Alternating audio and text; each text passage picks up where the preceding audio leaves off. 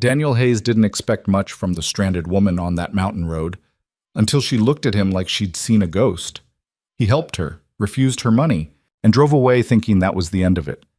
But for Olivia Grant, powerful CEO with everything except what she wanted most, it was only the beginning. She'd found the man she lost 15 years ago, the one who didn't remember her at all. Now she's back in his small town, standing between his carefully built walls and a daughter who's watching her every move, waiting for her to leave like everyone else. Some reunions don't fix the past.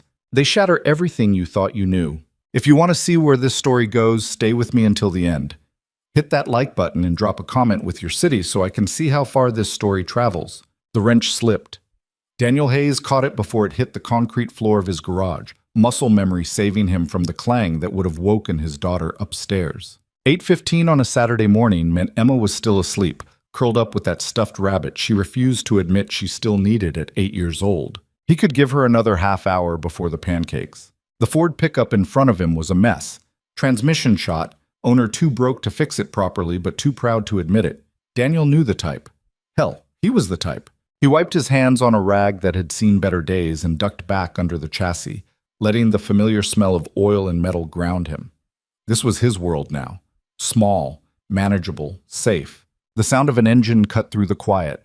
High performance, expensive, completely wrong for Route 9 on a Saturday morning. Daniel didn't look up. Rich folks got lost on mountain roads all the time, usually on their way to some resort up north, too busy with their GPS to notice they'd taken a wrong turn 3 miles back. They'd figure it out. The engine cut off. A car door opened, closed. Silence. He gave it 30 seconds before curiosity won. When he rolled out from under the truck, he saw her standing in the open bay door, and something in his chest went tight for reasons he couldn't name. She was maybe 30, dark hair pulled back, wearing clothes that probably cost more than his mortgage payment. Everything about her screamed city, the way she stood, the way she looked at his garage like it was a museum exhibit. But her face was pale, and there was something in her eyes that looked like panic barely held in check. "Help you?" Daniel said, getting to his feet. She blinked, and the panic smoothed over, professional mask sliding into place. "My car stopped. I'm not sure what happened." He looked past her to the silver luxury sedan sitting in his driveway like a spaceship that had landed in the wrong decade. European. Knew enough that the plates still had that dealer shine. Stopped how? Just stopped. All the lights came on, and then nothing. Daniel grabbed a cleaner rag and wiped his hands, already mentally running through the possibilities. "You run out of gas?" The look she gave him could have frozen water. "No." Had to ask. He walked past her, catching a whiff of expensive perfume that didn't belong anywhere near motor oil. The car was still warm when he popped the hood. He expected something complicated. These new models were more computer than engine, but what he found was almost insulting in its simplicity. "Battery terminal's loose," he said. "Probably been vibrating itself free for a while. One good bump and it lost connection." She came to stand beside him, looking at the engine like it might bite her. "Is that fixable?" "Yeah." He glanced at her. "You got someone you can call? Boyfriend? Husband?" "No." The word came too fast. "I mean, I'm alone. Is it expensive?" Daniel pulled his socket wrench from his belt. "Take me about 2 minutes." He didn't wait for permission, just reached in and tightened the terminal until it was snug. The whole time he could feel her watching him, and it made his shoulders tense in a way that had nothing to do with the work. When he finished, he closed the hood and stepped back. "Try it now." She got in without a word, and the engine turned over smooth as silk. When she stepped back out, she was holding her phone. "What do I owe you?" "Nothing." Her hand stilled. "I'm sorry. It was loose. I tightened it. That's not work. That's just—" He shrugged, being decent. She stared at him like he'd spoken a foreign language. "That's not— Let me pay you." "Don't need it. Everyone needs money." There was something sharp in the way she said it, like she was testing him. Daniel felt his jaw tighten. "Lady, I don't know what kind of people you're used to dealing with, but I didn't do this so you'd owe me something. Your car's fixed. You're welcome." He turned to head back into the garage, done with whatever game this was. But her voice stopped him. Wait. He looked back. She was still standing by her car, and the professional mask had cracked just enough that he could see something raw underneath. Thank you, she said quietly. Really? Daniel nodded, waited for her to get in her car and leave, but she didn't move, just stood there looking at him with an intensity that made warning bells go off in the back of his mind. Do I know you? She asked. Don't think so. You look... She stopped, swallowed. Never mind. Thank you again. This time she did get in the car. Daniel watched her pull away, that expensive engine purring down Route 9 until it disappeared around the bend. He stood there longer than he should have, trying to shake the feeling that something had just shifted in a way he couldn't name. Upstairs, a floorboard creaked. Emma was awake.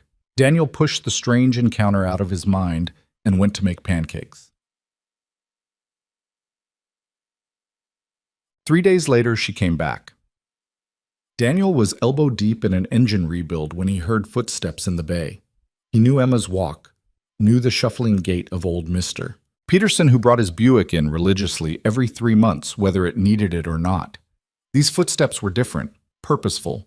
He didn't need to look up to know who it was. Car trouble again? He asked, not stopping his work. No. A pause. I wanted to thank you properly. Now he did look up. She was dressed down this time, jeans, a sweater that probably still cost more than his truck, but at least tried to blend in. She was holding a bakery box. Already thanked me, Daniel said. I brought coffee cake from the bakery on Main Street. Don't need cake. Everyone needs cake. Despite himself, he almost smiled. Almost. You stalking me? I asked around town. Found out you have a daughter. Thought she might like it. That got his attention. Daniel set down his wrench and stood, and he didn't bother hiding the edge in his voice. How much asking around did you do? She had the grace to look uncomfortable. Not, I just wanted to do something nice. By asking strangers about my kid? I'm sorry, that came out wrong. She set the box down on his workbench. I'm Olivia Grant, and I wasn't stalking you. I wanted to say thank you, that's all. Daniel studied her. In the better light of his garage, he could see details he'd missed before. The fine lines around her eyes, the way she held herself like someone used to being in control but working hard to appear casual. There was something familiar about her that nagged at him, but he couldn't place it. Daniel, he said finally. Hayes. I know. She caught his expression and added quickly, the woman at the diner told me, when I asked where to find a good mechanic. That tracked. Betty Ann at the diner would have given his full life story to anyone who asked. What do you really want? Olivia's composure cracked again just for a second. I told you. Yeah, you told me. But people don't drive back to small towns in the middle of nowhere just to deliver cake. So what is it? You need something fixed? Want to offer me a job in the city? What? Nothing. I don't want anything. Her voice went quiet. Is that so hard to believe? Yeah, Daniel thought. It was. In his experience, everyone wanted something. But before he could say so, the door to the apartment upstairs banged open and Emma's voice rang out. Dad, can I have the iPad? For what? Daniel called back. Homework. Nice try. It's Saturday. Emma appeared at the top of the stairs, all wild brown hair and suspicious eyes. Those eyes landed on Olivia and narrowed. Who's that? Customer, Daniel said. Go find something to do. Is she your girlfriend? Emma? What? I'm just asking. But she was already retreating, throwing one more curious glance over her shoulder before the door closed. When Daniel looked back, Olivia's expression had gone soft in a way that made his chest tight again. She looks like you, she said. Got my ex-wife's attitude, though. Ex-wife? Widow. The word still tasted wrong. 3 years, and it still felt like a lie. Like Sarah was just away somewhere and would come back any minute to tell him he'd put Emma's hair in a ponytail wrong again. Cancer, about 3 years ago. I'm sorry.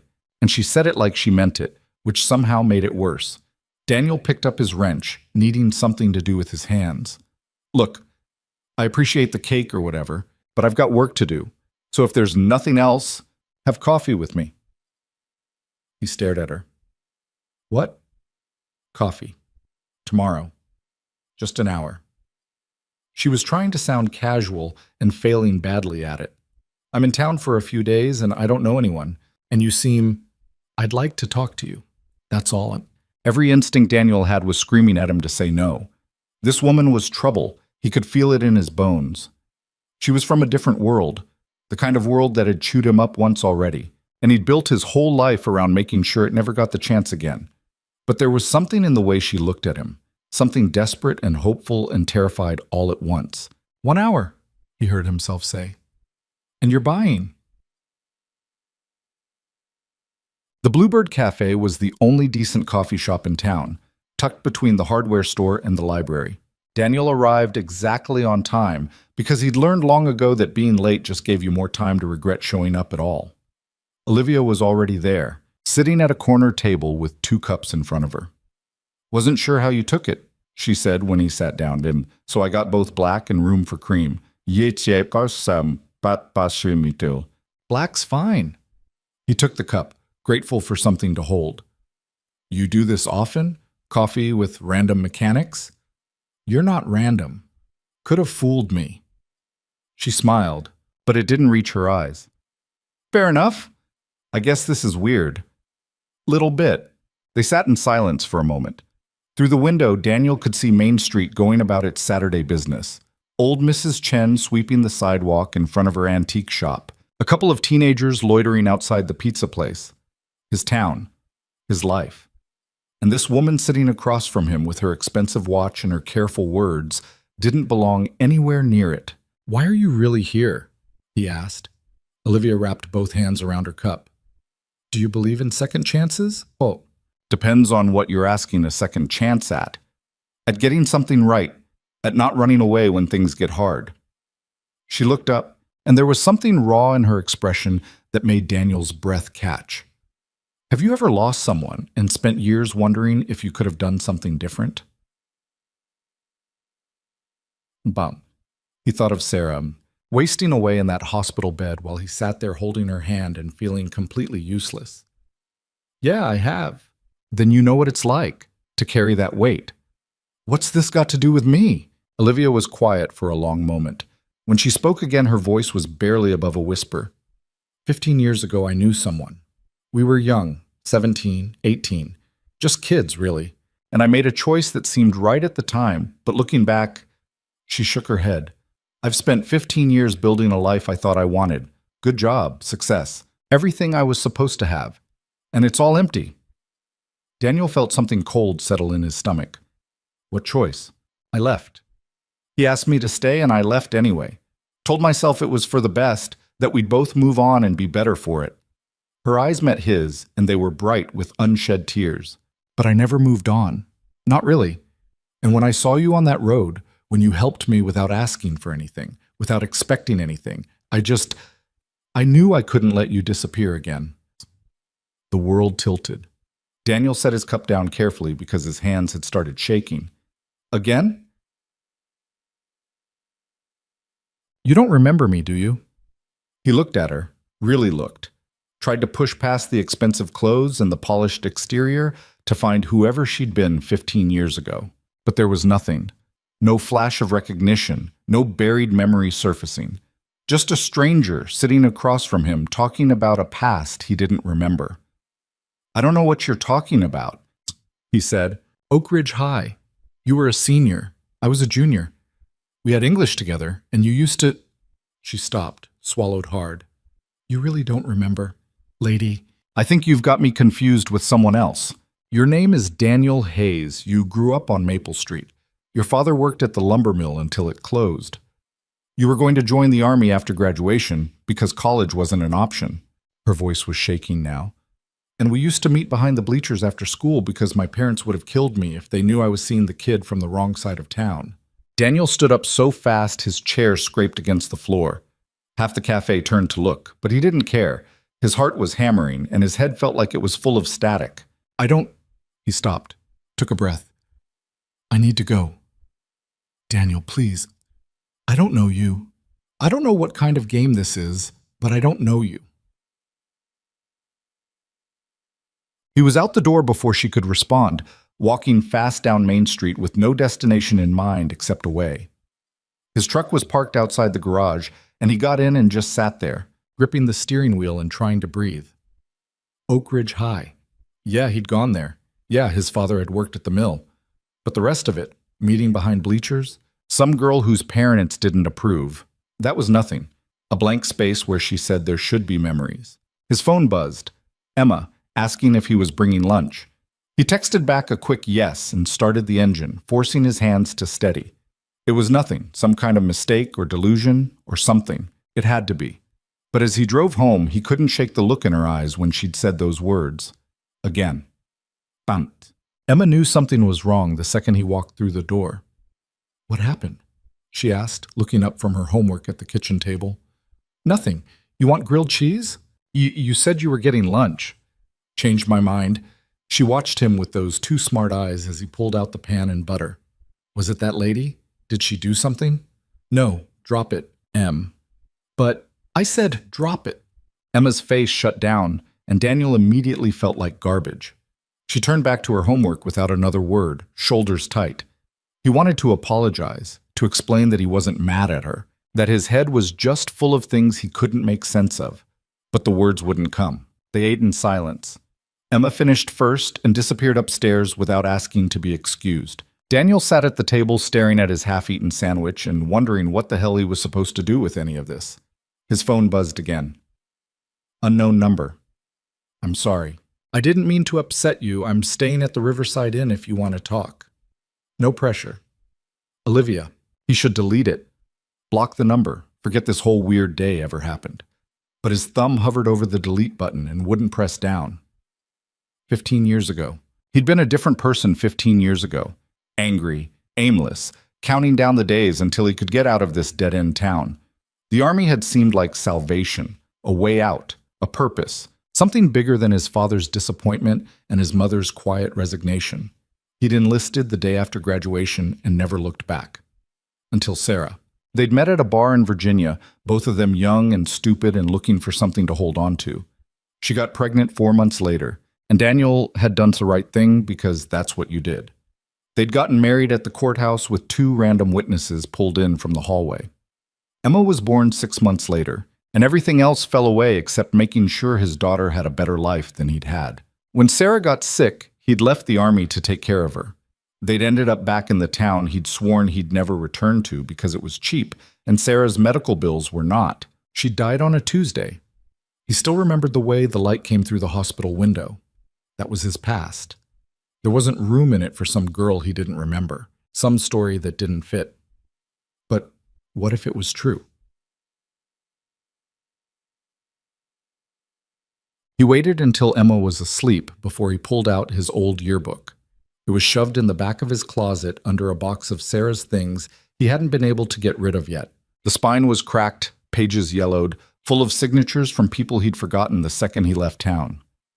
Daniel flipped to the junior class photos and started scanning faces. It took him 3 passes before he found her. Olivia Grant, the caption read. Debate team, Honor Society, Future Business Leaders of America. She looked different, younger, obviously, and her hair was longer, pulled back in a ponytail. But it was her. Same eyes, same set to her jaw.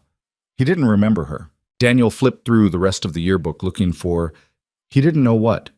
Proof. Evidence. Something to make her story make sense. But there was nothing. No photos of them together. No shared activities. His senior year had been a blur of working after school and avoiding home and counting down to freedom. If they'd been together, if it had been serious, wouldn't he remember? He snapped the yearbook shut and shoved it back in the closet. This was insane. She was clearly confused or mistaken or... His phone rang. Unknown number again. He should let it go to voicemail. Instead, he answered, Yeah? It's me. Olivia's voice was quiet. I know you're probably angry, not angry, confused. I can explain, if you'll let me. Daniel looked at the clock. Almost midnight. Emma was asleep upstairs, and he was sitting on his bedroom floor with a yearbook full of ghosts and a stranger on the phone claiming to know his past better than he did. "Talk," he said. She took a breath. "We met in September of your senior year. I was new. My family had just moved to town for my father's work. You sat behind me in Mrs. Morrison's English class, and you were the only person who didn't treat me like I was invisible." Despite himself, Daniel closed his eyes and tried to remember. Mrs. Morrison. Yeah. She'd been about 100 years old and obsessed with Shakespeare. He'd hated that class. "We started talking," Olivia continued. "Just small stuff at first. You'd make jokes about the assignments, and I'd try not to laugh because I was supposed to be serious. But you made me feel like I could be someone other than what my parents wanted, someone real. If this is true, why don't I remember?" "I'm getting there." Her voice cracked slightly. "We started meeting after school, behind the football bleachers where no one would see us. My parents they had plans for me, college, career, everything mapped out. And you were planning to enlist. We both knew it couldn't last. So what happened?" Silence. Then, "You asked me to wait for you. Said when you came back from basic training, we'd figure it out, and I promised I would." Daniel's chest felt tight. "But you didn't." "No. My father got promoted. We were moving to Seattle, and I had early admission to Stanford, and it was everything I'd worked for, everything they'd worked for." A pause. "I wrote you a letter, said I couldn't wait, that we wanted different things, that it was better this way. Did I write back?" "No." So quiet he almost didn't hear it. "You never responded, and I told myself that meant you'd moved on, that I'd made the right choice."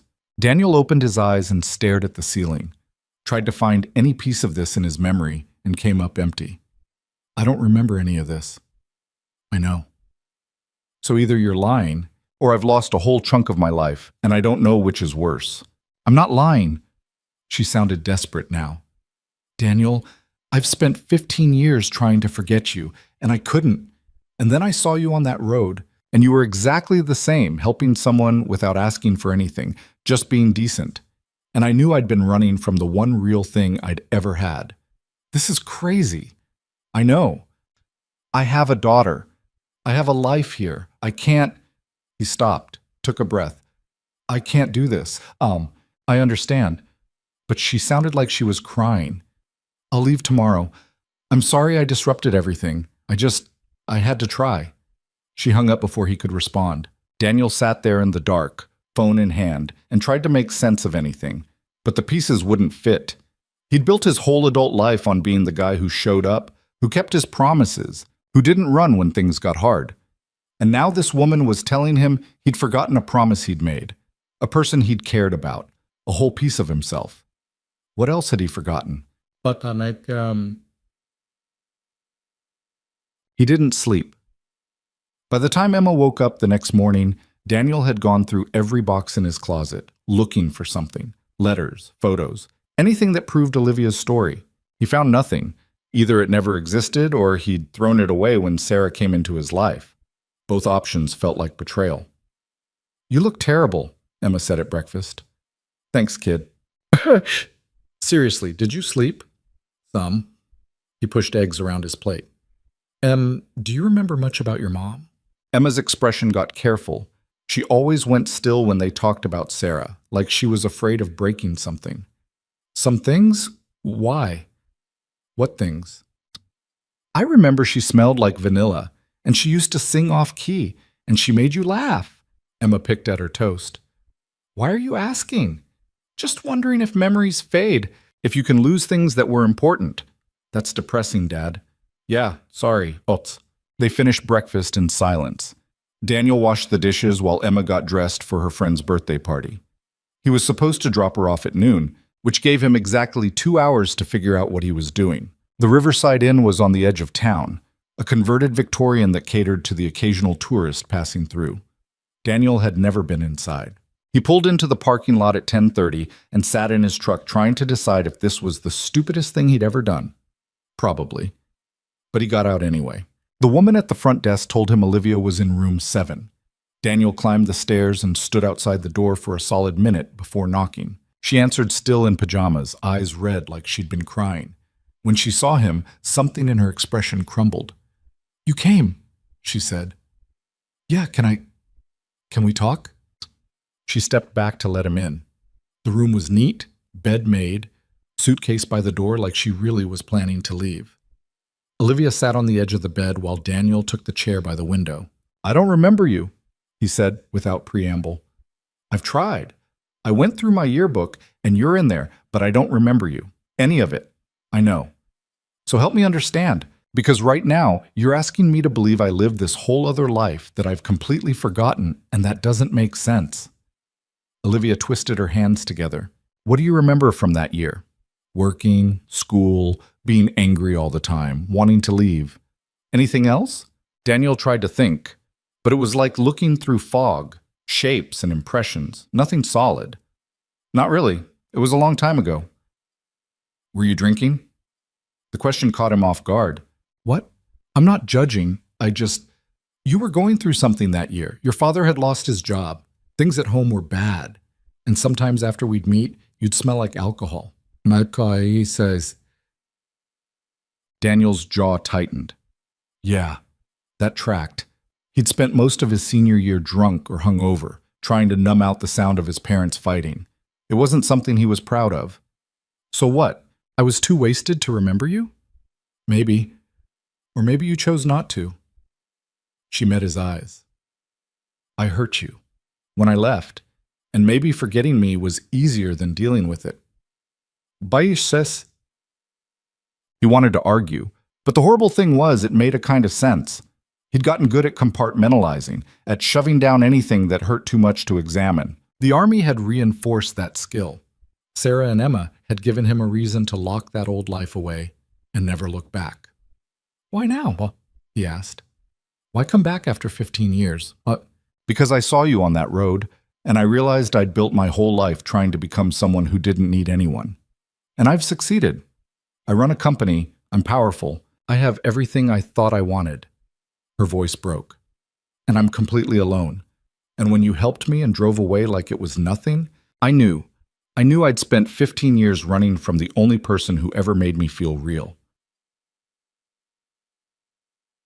Daniel stood up and walked to the window. Outside, Main Street was waking up. Betty Ann opening the diner. Mr. Chen setting up his hardware displays. His town. His safe, small, manageable life. "I can't be what you're looking for," he said. "I'm not asking you to be anything. I'm asking for a chance to know you again. The man you are now. Not the boy I remember." He turned to look at her. She was still sitting on the bed, and she looked so hopeful and terrified that something in his chest ached. "I have a daughter who's been through enough," Daniel said. "I can't bring someone into her life who's going to leave when things get complicated. I won't. You don't know that. You run a company in Seattle or wherever. You have a whole life there, and this is my life." He gestured at the window. "This town, this garage, Emma. That's it. That's all I've got. What if I want that too?" "You don't. You think you do because you're lonely or nostalgic or whatever this is, but you don't know me, and I don't know you." Olivia stood up, walked over to him, and before Daniel could step back, she reached out and took his hand. Her fingers were cold. "Then let me get to know you," she said quietly. "Let me prove I'm not running. That I'm here because I choose to be, not because I'm chasing some memory. Why does it matter so much? Because you're the only man who ever helped me without wanting something in return. And if I walk away now, I'll spend the rest of my life wondering if I gave up on the only real thing I ever had a second time." Daniel looked down at their joined hands. He should pull away. Should tell her to leave and never come back. Should protect his daughter and himself from whatever mess this was going to become. But when he opened his mouth, what came out was 1 week. Olivia's breath caught. "What?" "You've got 1 week. You stay in town, we spend time together, and at the end of it, if this is still what you want, we'll talk. But if you change your mind, if you decide this isn't what you thought, you leave. No drama, no drawn-out goodbye. Just gone." 1 week, she repeated. "And Emma comes first. If she's uncomfortable, if this affects her, it's over. Deal? Deal. They stood there for another moment, hands still linked, and Daniel tried to figure out what he'd just agreed to. Probably a mistake. Definitely a risk. But looking at Olivia, at the hope in her eyes and the determination in the set of her jaw, he thought maybe, just maybe, it was worth finding out. "I have to drop Emma at a birthday party," he said, pulling his hand back. "Meet me at the diner at 2. We'll start there." "Okay." She smiled, and it transformed her whole face. "Thank you."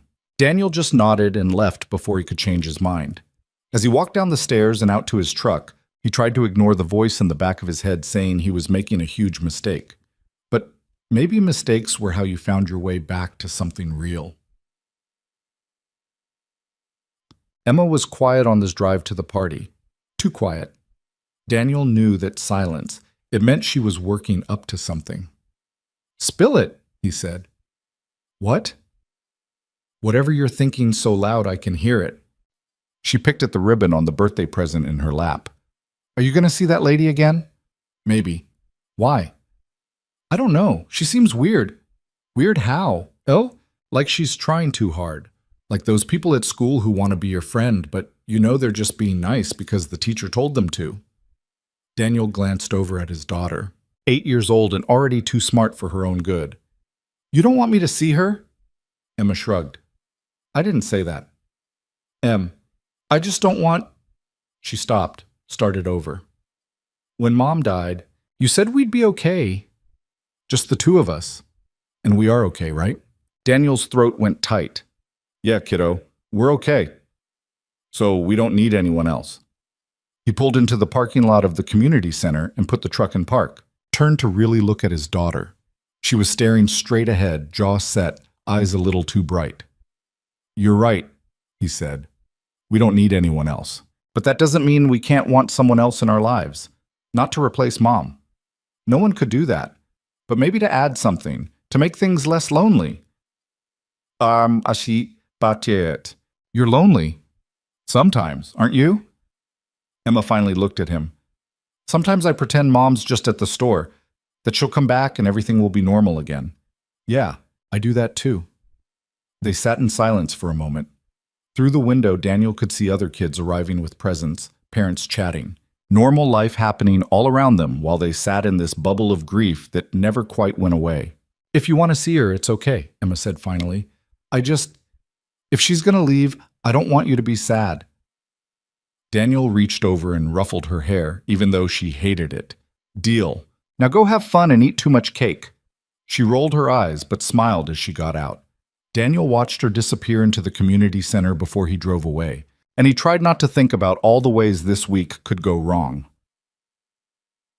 Olivia was already at the diner when he arrived, sitting in a booth by the window. She'd changed into jeans and a simple blue sweater, hair down around her shoulders. She looked almost normal, almost like she belonged. "Hi," she said when he slid into the seat across from her. "Hi." Betty Ann appeared with coffee before Daniel could say anything else. Well, Daniel Hayes on a date. Never thought I'd see the day." "It's not..." "Looks like a date to me. You want your usual?" "Oh, just coffee, Betty." "Suit yourself." She winked at Olivia. "He's a good one. Better hold on to him." When she was gone, Olivia smiled. She's subtle. As a brick through a window, Daniel wrapped his hands around the coffee mug. "So, week starts now. What do you want to know?" "Everything. But we can start small." She leaned forward. "Why'd you become a mechanic?" "Needed a job. Was good with my hands." "That's not an answer." Daniel sighed. "In the army, I worked on vehicles. Kept us running when everything else fell apart. When I came back here with Emma, it was the one skill I had that this town needed. So I fixed cars. Built it into a business. Not glamorous, but it's mine. Do you like it?" "Like it?" "The work. Does it make you happy?" Daniel had to think about that. "I don't know if happy's the right word. It's satisfying. Solving problems. Making things work again. Yeah, I guess I like it." Olivia smiled. "You always liked fixing things. I remember..." She stopped. "Sorry, I keep doing that." "No, it's Tell me, if we knew each other, I want to hear it." She hesitated, then continued. "You used to fix things for people all the time. Mrs. Morrison's overhead projector, the janitor's cart. Once you spent a whole Saturday fixing the timing belt on my dad's car, even though he would have killed you if he knew you'd been near me." Did he ever find out? "No, I got good at lying." She said it matter-of-factly, no shame. "Had to. My parents had this whole life planned for me, and none of it included a mechanic's son from a dying town." "So what happened after you left? You went to Stanford." "Yeah, got my MBA. Worked my way up through corporate, started my own consulting firm 5 years ago. We specialize in turning around failing companies." She stirred her coffee. "I'm good at it. Cutting costs, restructuring, making hard decisions. I've saved a lot of jobs. But nothing feels real. I go into a company, I fix it, I move on. No relationships, no connections, just transactions." She met his eyes. "I'm 30 years old." She met his, and the only person who'd notice if I disappeared is my assistant. "That can't be true." "It is. I made it true. I chose this life because I thought success would fill the empty spaces. But it doesn't. It just makes them wider." Daniel didn't know what to say to that. He'd never had that kind of success to regret. His life had always been small and immediate. Emma, work, bills, the daily grind of keeping it all together. The idea of having everything and feeling nothing seemed impossibly distant. "What about you?" Olivia asked. "After the army, after Sarah, what was that like?" "Oh, busy, hard." The word came out rougher than he intended. "She got sick 6 months after Emma was born. Breast cancer. We fought it for 2 years before we couldn't anymore. And then it was just me and Emma trying to figure out how to keep going." "I'm sorry." "Me too." Daniel took a drink of coffee. "But we managed. She was a good mom, and she loved Emma. That's what matters. Did you love her?" The question was too personal, too sharp. But Olivia's eyes were steady, and Daniel found himself answering honestly. "I did. Not like poetry or movies, but real. She was my partner, my friend. We built something together, and when she died, part of that died too. But not all of it. Emma's still here, and she's the best thing I ever did." Olivia's expression went soft. "You're a good father. I tried." They sat in silence for a while, and it was surprisingly comfortable. Outside the window, the town moved at its slow pace. Eventually, Betty Ann came back with more coffee and a knowing smile that Daniel ignored. "So," Olivia said, "1 week, what happens next? Next you tell me what you do for fun besides run companies." She laughed. "I don't know if I remember how to have fun." "Then we'll have to figure it out together." And despite all his reservations, despite the warning bells still ringing in the back of his mind, Daniel found himself smiling. Maybe this week wouldn't fix anything. Maybe it was just a strange detour before they both went back to their separate lives. But for the first time in 3 years, he felt something other than the weight of responsibility. He felt curious, and that, Daniel thought, was worth at least a week of his time. The week started with small things. Monday, Olivia showed up at the garage around noon with sandwiches from the deli. Daniel was replacing brake pads on a Honda Civic, and she sat on an overturned crate watching him work, asking questions that showed she was actually listening to the answers. She didn't flinch when he wiped grease on his jeans or when he swore at a stubborn bolt. She just sat there, comfortable in the silence between words, and that alone was strange enough to make Daniel wonder what he'd gotten himself into. Tuesday, he took her to the lake on the edge of town. It was early April, still too cold for swimming, but the water was calm and the trees were just starting to bud. They sat on the dock with their feet dangling over the edge, and Olivia told him about Seattle. The rain that never stopped, the coffee shops on every corner, the apartment with floor-to-ceiling windows that looked out over the city and made her feel like she was floating above real life. "Sounds lonely," Daniel said. "It is." She picked up a stone and tossed it into the water. But I convinced myself it was what success looked like, being above it all. And now? Now I think I was just scared. Easier to stay up there than come down and risk getting hurt again. Daniel understood that better than he wanted to admit. After Sarah died, He'd built walls so high even Emma had trouble getting through sometimes. Safe felt better than vulnerable. Alone felt better than abandoned. Wednesday. Emma came home from school and found Olivia sitting at the kitchen table helping Daniel sort through a mountain of receipts for tax season.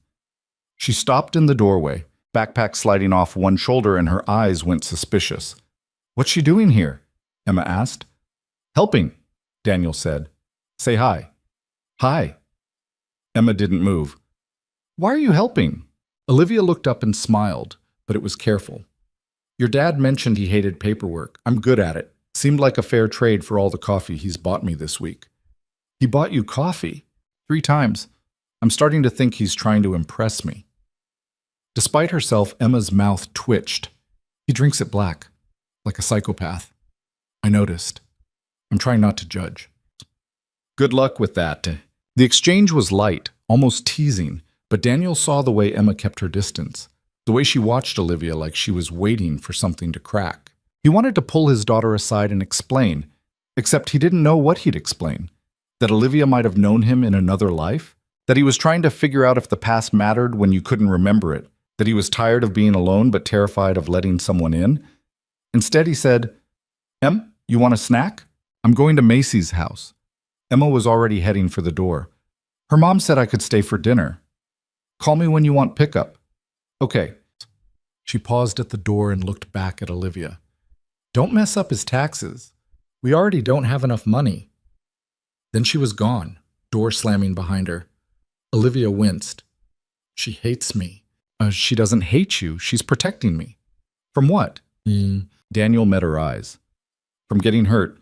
She's seen me fall apart once. She doesn't want to see it again." "I'm not going to hurt you." "You don't know that. Neither do I." He went back to sorting receipts. "But that's the risk, isn't it?" Olivia was quiet for a long time. Then she picked up another stack of papers and said, "These are out of order. Want me to reorganize by date?" And just like that, they went back to work. Thursday, Daniel took her to the farmer's market that's set up in the town square every week. It wasn't much, a dozen vendors selling vegetables and homemade soap and questionable pottery, but Olivia moved through it like she'd discovered a new country. She bought honey from Mrs. Peterson and got into a 15-minute conversation about beekeeping. She sampled 3 kinds of cheese and ended up buying a wheel of something she couldn't pronounce. She laughed at Daniel when he refused to try the kombucha and called him a coward. "You fix cars for a living," she said. "How are you scared of fermented tea?"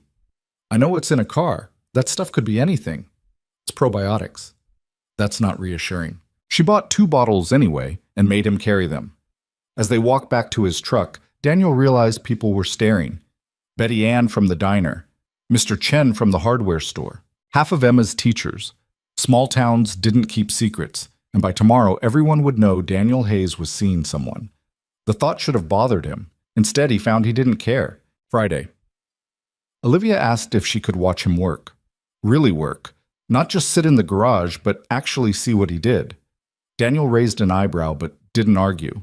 He had a full day. Oil changes, a transmission rebuild, diagnostic on a check engine light that turned out to be a loose gas cap. Olivia stayed the whole time, asking questions, handing him tools when he needed them, learning the difference between a socket wrench and a torque wrench. Around 3, she said, "You're good at this." Sorry. Daniel was under a Subaru, so she couldn't see his face. "It's just cars." "No, I mean, you care about it. Getting it right. Making sure it's safe. You could cut corners, charge more, do half the work. But you don't. That's just being decent. Most people aren't." He rolled out from under the car and looked up at her. "In my experience, most people are trying their best with what they've got. Sometimes their best isn't great, but they're trying. That's a nice way to see the world." That's a nice way to see the... What's your way? Olivia leaned against the workbench. "I see leverage, weakness, what people want and what they'll do to get it. I've built a career on reading people and using that information to my advantage. Sounds exhausting." "It is." She smiled, but it was sad. "And it means I don't trust anyone, including myself." Daniel stood up and wiped his hands. "So why are you here? If you don't trust yourself, why come back?" Because for the first time in 15 years, I want to be wrong about something. I want to believe people can change, that second chances exist, that I'm not just, her voice cracked, that I'm not just broken. Bam, chanpa chanti. He didn't think, just crossed the space between them and pulled her into his arms. Olivia went stiff for a second, then melted against him, and Daniel realized this was the first time he'd held someone since Sarah died. The first time he'd let himself be this close to another person. It should have felt wrong. Instead, it felt like coming up for air after being underwater too long. "You're not broken," he said into her hair. "You're just scared. What if I can't do this? What if I... Then we'll figure it out, together." She pulled back enough to look at him, and there were tears on her face. "Why are you being nice to me? I showed up out of nowhere claiming we had this past you don't remember. I disrupted your whole life. You should have told me to leave." "Bo, Safika Baitan Shei." Probably. Daniel brushed a tear off her cheek with his thumb. "But I didn't. And maybe that means something." "What?" "I don't know yet, but I want to find out." They stood like that for a moment, close enough that Daniel could count the flecks of gold in her eyes. Close enough that he could kiss her if he wanted to. And he wanted to, which scared him more than anything else this week. He stepped back. "I should finish this car." Olivia nodded, wiping her face. "Right. Yeah, I'll be over here." The moment passed, but something had shifted. Daniel felt it in the air between them, in the way Olivia watched him work, in the careful space they kept. The week was almost over, and neither of them had mentioned what came next. Saturday morning, Emma woke up with a fever. Daniel found her curled up in bed, face flushed, complaining that her throat hurt. He felt her forehead and swore under his breath. Probably strep. Half her class had it, which meant a trip to urgent care, antibiotics, and a weekend of keeping her comfortable while she felt miserable. He was about to text Olivia to cancel their plans when his phone rang, her name on the screen. "Hey," he answered. "I was just going to call you." "Everything okay?" "It's Emma's sick. I need to take her to get checked out. Rain check on today?" A pause. "Can I come with you?" Daniel stopped. "To urgent care?" "If that's okay. I could, I don't know, keep you company, or stay with Emma while you deal with paperwork. Whatever helps." He should say no. Should keep this separate from his daughter. Protect Emma from getting attached to someone who might leave. But the offer wasn't performative or pushy. It was just there. An option, if he wanted it. "Yeah," he heard himself say. "That'd be good." Olivia met them at the urgent care in town, arriving with a bag from the pharmacy that she handed to Emma without fanfare. Inside were throat lozenges, a coloring book, and a small stuffed elephant. Emma looked at the elephant, then at Olivia. "Why?" "I had strep when I was your age. It sucks. The elephant helped." "This isn't the same elephant." "No, but he's the same species. I checked." Despite the fever, Emma almost smiled. "That's dumb." "Agreed, but you're keeping him anyway." They sat in the waiting room for 40 minutes while Daniel filled out forms and tried not to think about medical bills. Olivia sat next to Emma, not trying to force conversation, just being there. At one point, she pulled out her phone and showed Emma something that made her laugh. Actually, laugh. Not the polite version she used with adults she didn't trust. When they finally saw the doctor, it was strep, as expected. Daniel got the prescription and carried a sleepy Emma back to the truck, while Olivia walked beside them. "Thank you," he said, "for coming. You didn't have to. I wanted to. Still, it means something." Back home, Emma fell asleep on the couch with the stuffed elephant clutched to her chest. Daniel covered her with a blanket and found Olivia in the kitchen making tea. "She's out," he said. "Good. Sleep helps." Olivia handed him a mug. "How are you doing?" "I'm fine. This is just parenthood. She gets sick, I deal with it." "But you do it alone." "Yeah, that's the deal." Olivia leaned against the counter. "It doesn't have to be." Daniel's chest went tight. "What are you saying?" "I'm saying..." She stopped, started over. "The week's almost up, and I don't want to leave." "Olivia!" "Oh, I'm sorry, Samoni." "I know what we agreed. I know you said 1 week, but I'm not ready to walk away. Not when this is the first time I've felt like myself in 15 years. You have a company, a life in Seattle. You can't just, why not? Her eyes were fierce now. I built that life because I thought it was what I was supposed to want. But it's empty. And I'm tired of being empty. So what? You're going to move here? Give up everything you worked for? Maybe. I don't know. But I know I want to try. She set down her tea and crossed to him. Daniel, I'm not asking you to fix me or save me or promise me forever. I'm just asking for more time. To see where this goes. To figure out if we can build something real.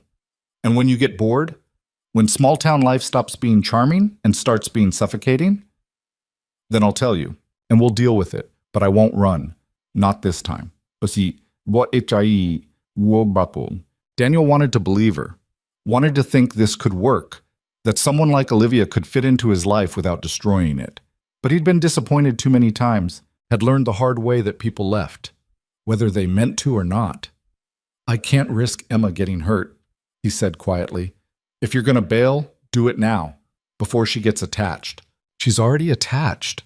So am I. Olivia's voice went soft. And I think you are too. That's what scares you. She was right. He was terrified of wanting this, of letting someone in, of building something that could fall apart and leave him picking up pieces again. But he was also tired of being scared. 2 months? He said. What? Stay for 2 months. Not in town. Here. With us. See what it's really like. The boring parts, the hard parts, all of it. And if at the end of 2 months you still want this, we'll figure out the rest. Olivia's eyes went wide. You want me to move in? I want you to see what you're signing up for. Emma's homework struggles and my terrible cooking and the way this house falls apart every other week. I want you to see the reality, not the idea. And then decide. And if I decide I want to stay, then we'll talk about what that looks like. She was quiet for a long moment, and Daniel could see her working through it. The logistics, the risks, the 100 ways this could go wrong. But then she smiled, real and full and unguarded, and said, Okay. 2 months, I'm in. Daniel felt something loosen in his chest. You're crazy. Probably. But so are you for asking. They stood there grinning at each other like idiots until Emma called from the living room that she needed water. The spell broke, and Daniel went to take care of his daughter, while Olivia stayed in the kitchen, and it felt so normal it was almost scary. Later, after Emma was settled back on the couch with her water and her elephant, and a cartoon playing low on the TV, Olivia pulled Daniel aside. I need to go back to Seattle, she said. Just for a few days, wrap things up, delegate some projects, pack. Daniel's stomach dropped. When? Tomorrow. But I'll be back by Thursday. I promise. Olivia, I know how this looks, but I'm not running. I'm coming back. He wanted to believe her. Needed to. Okay? Yeah, just call me when you get there. So I know you made it. She kissed his cheek, quick and light. I will. Sunday, she was gone. Daniel woke up to a text that she was at the airport, another when she landed. By Monday, Emma was feeling better, but needed to stay home from school, which meant Daniel juggling work and childcare while trying not to think about whether Olivia was really coming back. Tuesday, Emma asked where Olivia was. Seattle, Daniel said. She'll be back in a couple days. Are you lying?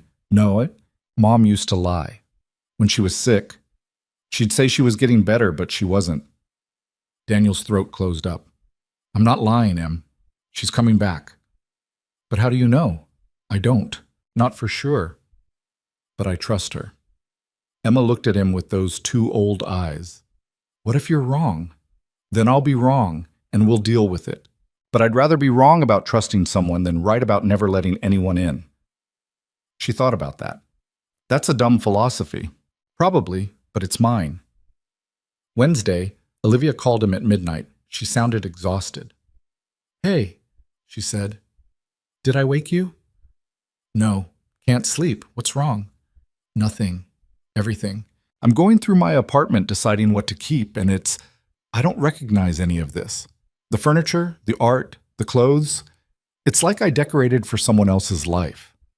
So don't keep it. It's not that simple. This stuff is expensive. It means something. Jekakti. Does it? Or is it just stuff you bought because you thought you were supposed to? Silence. Then a shaky laugh. When did you get so wise? I'm not wise. I just know what matters. And it's not furniture. What is it? People. The ones who show up when things are hard. The ones who stay. I want to be that person. For you. For Emma. Then be that person. The rest is just noise. More silence. Daniel could hear her breathing, could picture her sitting in that expensive apartment surrounded by a life she didn't want anymore. I'm scared, she said finally. Me too. What if I mess this up? Then we'll figure it out. That's what people do. Is it? It's what I'm hoping. She laughed again, lighter this time. I'm coming back Thursday. First flight I could get. I'll pick you up. You don't have to. I want to. Text me the details. Okay? A pause. Daniel? Yeah? Thank you for giving me a chance. Thank you for taking it. They hung up, and Daniel lay in the dark, trying not to overthink what he'd just committed to. 2 months. It sounded like nothing and forever at the same time. Thursday, he left the garage early and drove to the regional airport an hour away. Olivia's flight landed at 4, and he was waiting when she came through arrivals with 2 suitcases and a backpack, looking rumpled and nervous and real. Hi, she said. Hi. Daniel took one of the suitcases. This everything? For now. I shipped some boxes. They should arrive next week. You actually did it. Did you think I wouldn't? Little bit. She punched his arm, light but real. I keep my promises. So you said. They loaded her stuff into the truck and started the drive back. Halfway home, Olivia said, How's Emma? Chippy Ding. Better. Still mad at the world, but that's baseline for 8-year-olds. Did you tell her I'm moving in? Not yet. Thought we'd do that together. What if she says no? She won't. How do you know? Daniel glanced over at her. Because she gave you her coloring book to look at in urgent care. That's her favorite one. She doesn't share it with anyone. Olivia's eyes went bright. I didn't realize. Yeah, so she might give you hell, but she's okay with you being around. We'll figure out the rest. When they pulled up to the house, Emma was sitting on the front steps. She stood up when she saw Olivia getting out of the truck, and her face was unreadable. You came back, Emma said. I said I would. People say things. Olivia knelt down so they were eye level. You're right, they do. But I meant it, and I'm going to keep meaning it, even when it's hard. Emma studied her for a long moment. Then she said, You can have the room next to the bathroom, but if you snore, I'm telling Dad to make you sleep in the garage. Deal. Just like that. Olivia was part of their lives. The first week was awkward. Olivia didn't know where anything went in the kitchen. She tried to cook dinner and nearly started a fire. She folded laundry wrong and used the wrong detergent and forgot that Emma hated peas. But she didn't give up. She asked questions, took notes, learned the rhythms of their small, chaotic household. Daniel watched her adapt and wondered how long it would last. How long before the novelty wore off, and she remembered she was supposed to be running a company, not doing dishes in a town with one stoplight. But Olivia surprised him. She set up a home office in the spare room and worked remotely, taking video calls with her team while wearing sweatpants and drinking coffee from a mug Emma had made in art class. She joined the PTA, actually joined it, showed up to meetings, volunteered for the spring fundraiser. She learned to make Emma's favorite mac and cheese and didn't complain when Daniel tracked motor oil through the house. She stayed, and slowly, carefully, the 3 of them started to feel like something real. Emma tested her constantly. Forgot to mention homework until the night before it was due. Left messes everywhere. Asked impossible questions like, why did my mom have to die? And watched Olivia's face for cracks. But Olivia didn't crack. She helped with homework without doing it for Emma.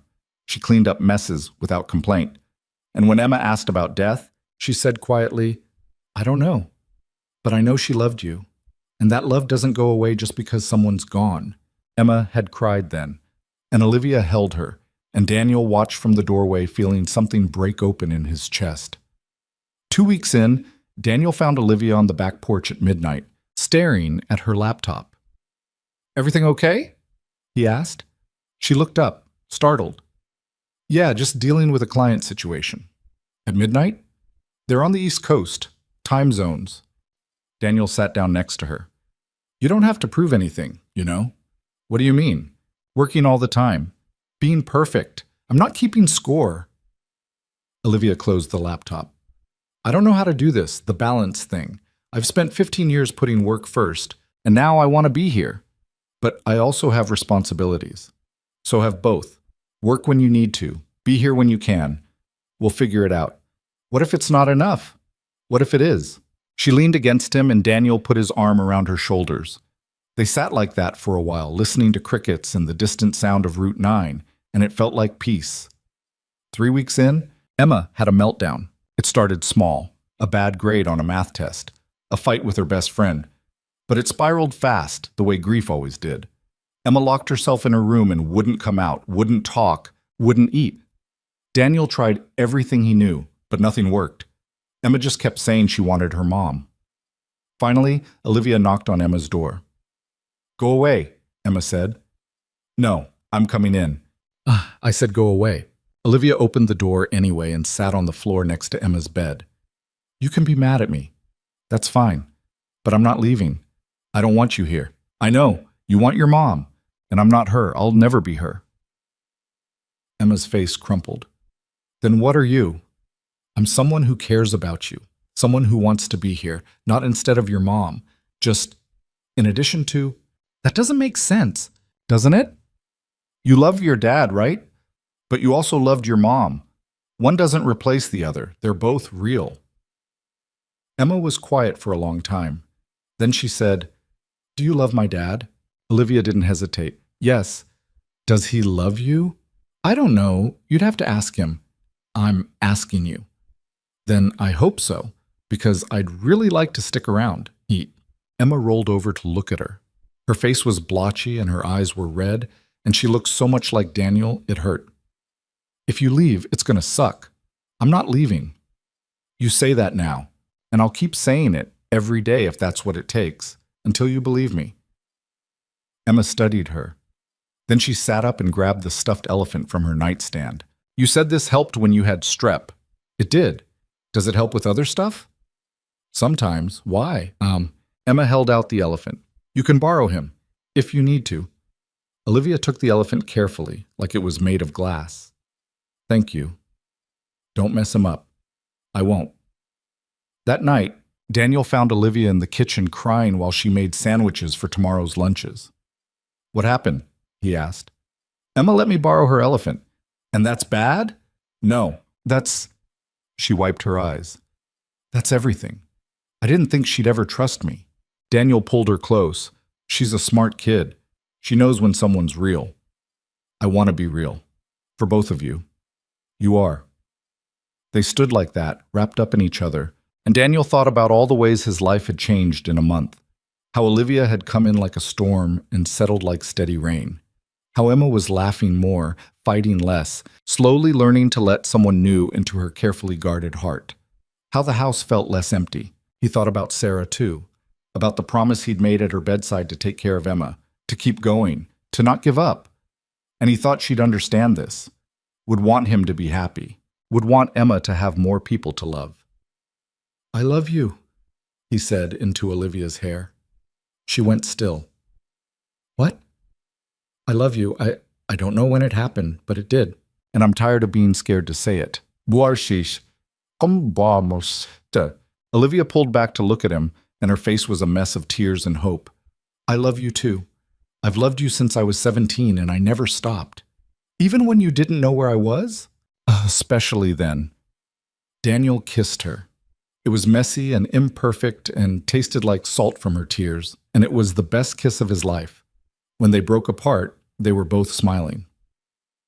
So, Olivia said, does this mean I passed the 2-month trial? You passed it 3 weeks ago. I was just waiting to see if you'd figure it out. That's manipulative. That's me being careful. I can work with careful.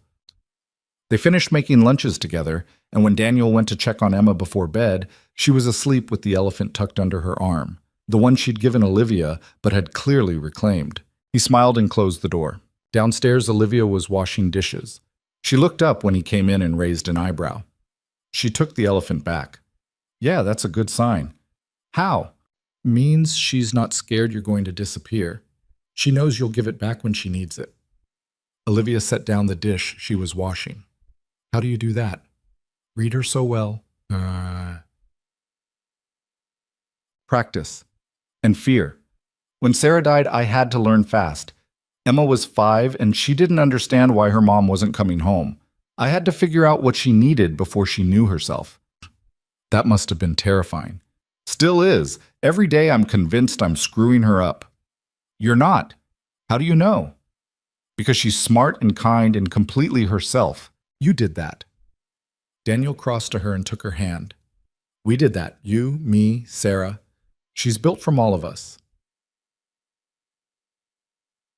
Olivia's eyes filled again. I want to be worthy of that. You already are.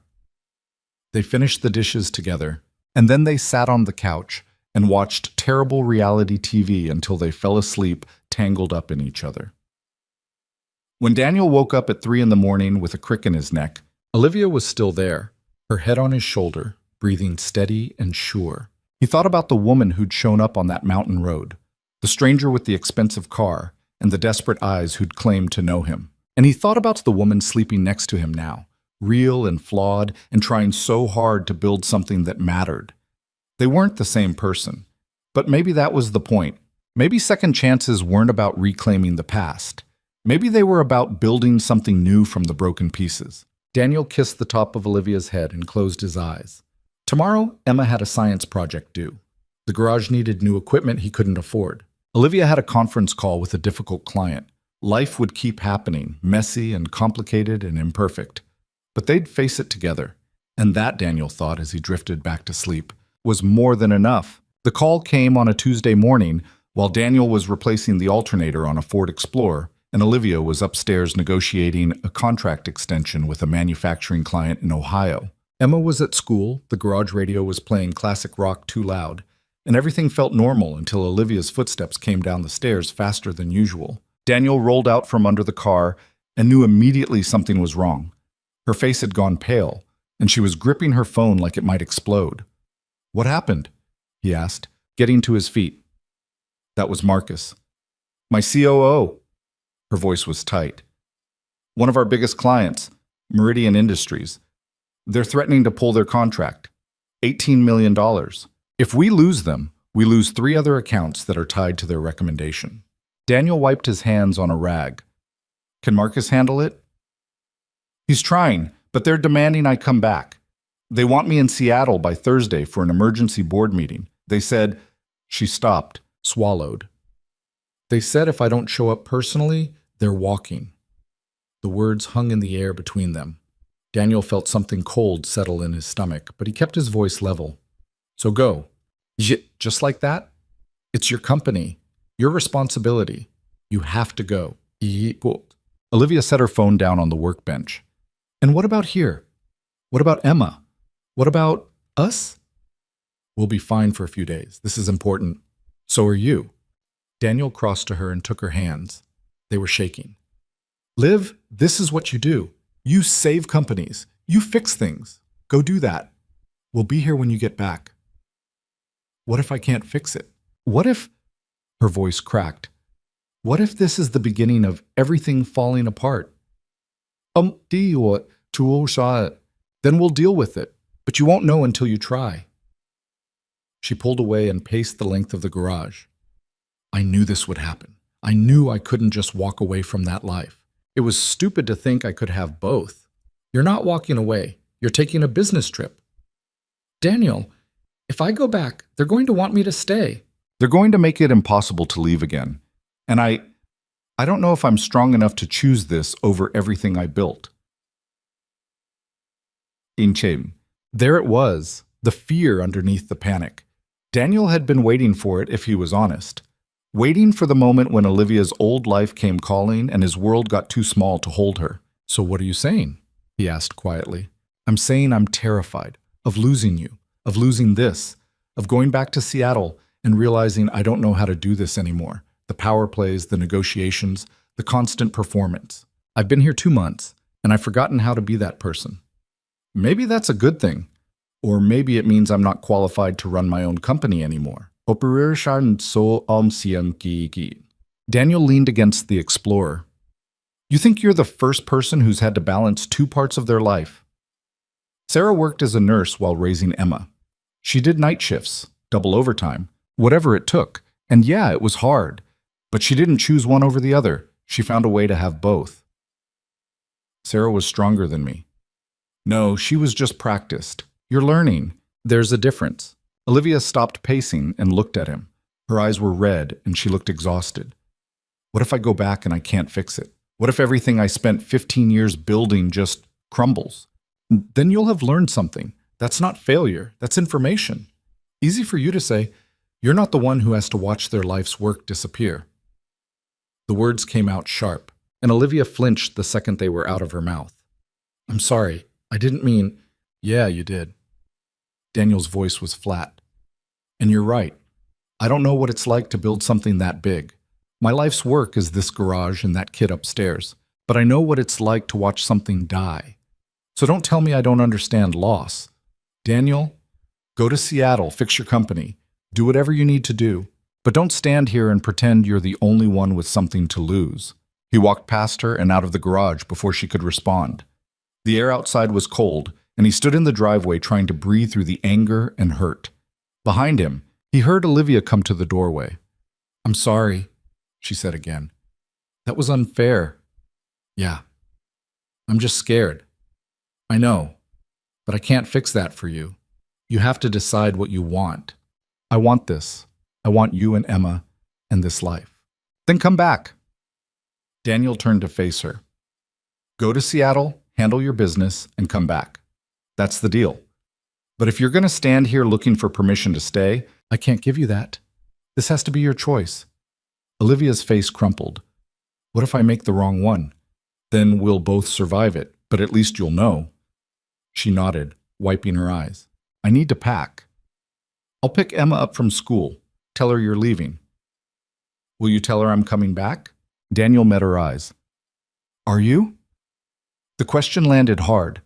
Olivia opened her mouth, closed it, and finally said, I don't know. At least she was honest.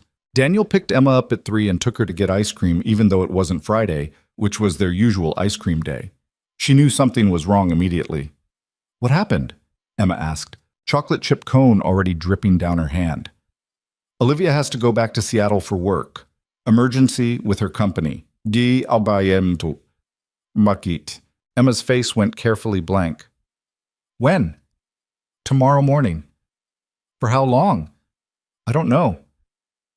Is she coming back? Daniel wanted to lie.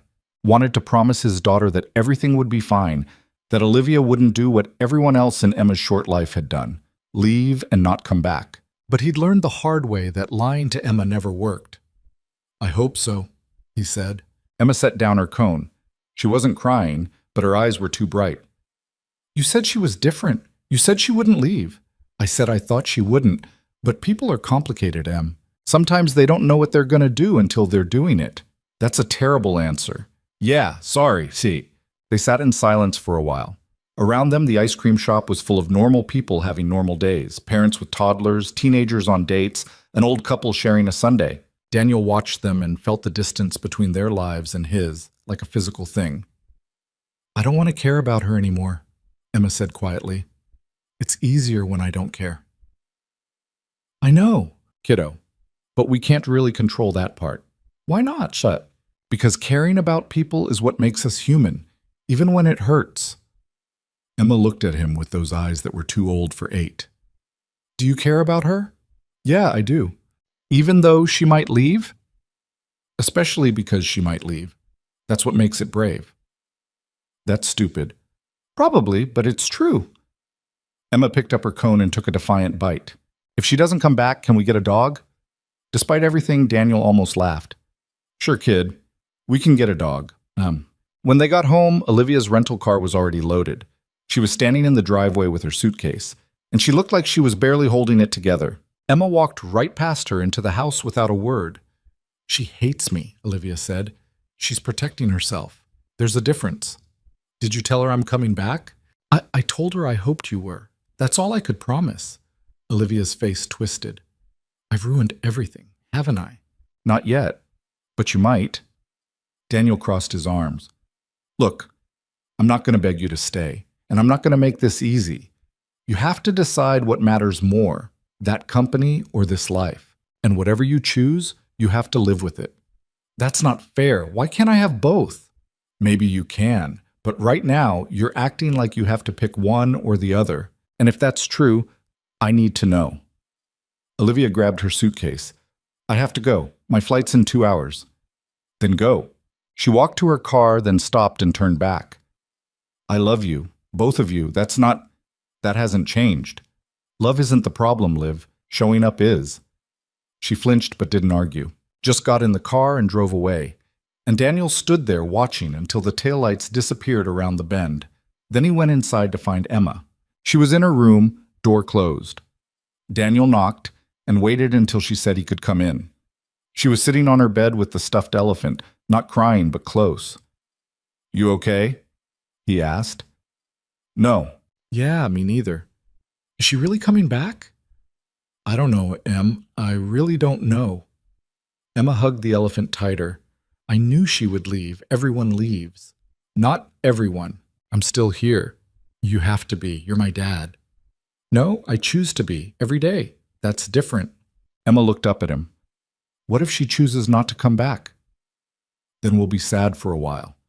And then we'll keep going. Like we always do. I don't want to keep going. I want things to stay. Daniel sat down next to her and put his arm around her shoulders. I know, kiddo. I want that too. But we don't get to control what other people do. We just get to control how we respond. That sucks. Yeah, it really does. Oh. They sat like that until Emma fell asleep, and Daniel carried her to bed like he used to when she was little. Then he went downstairs and stared at his phone, waiting for a text that didn't come. The next 3 days were brutal.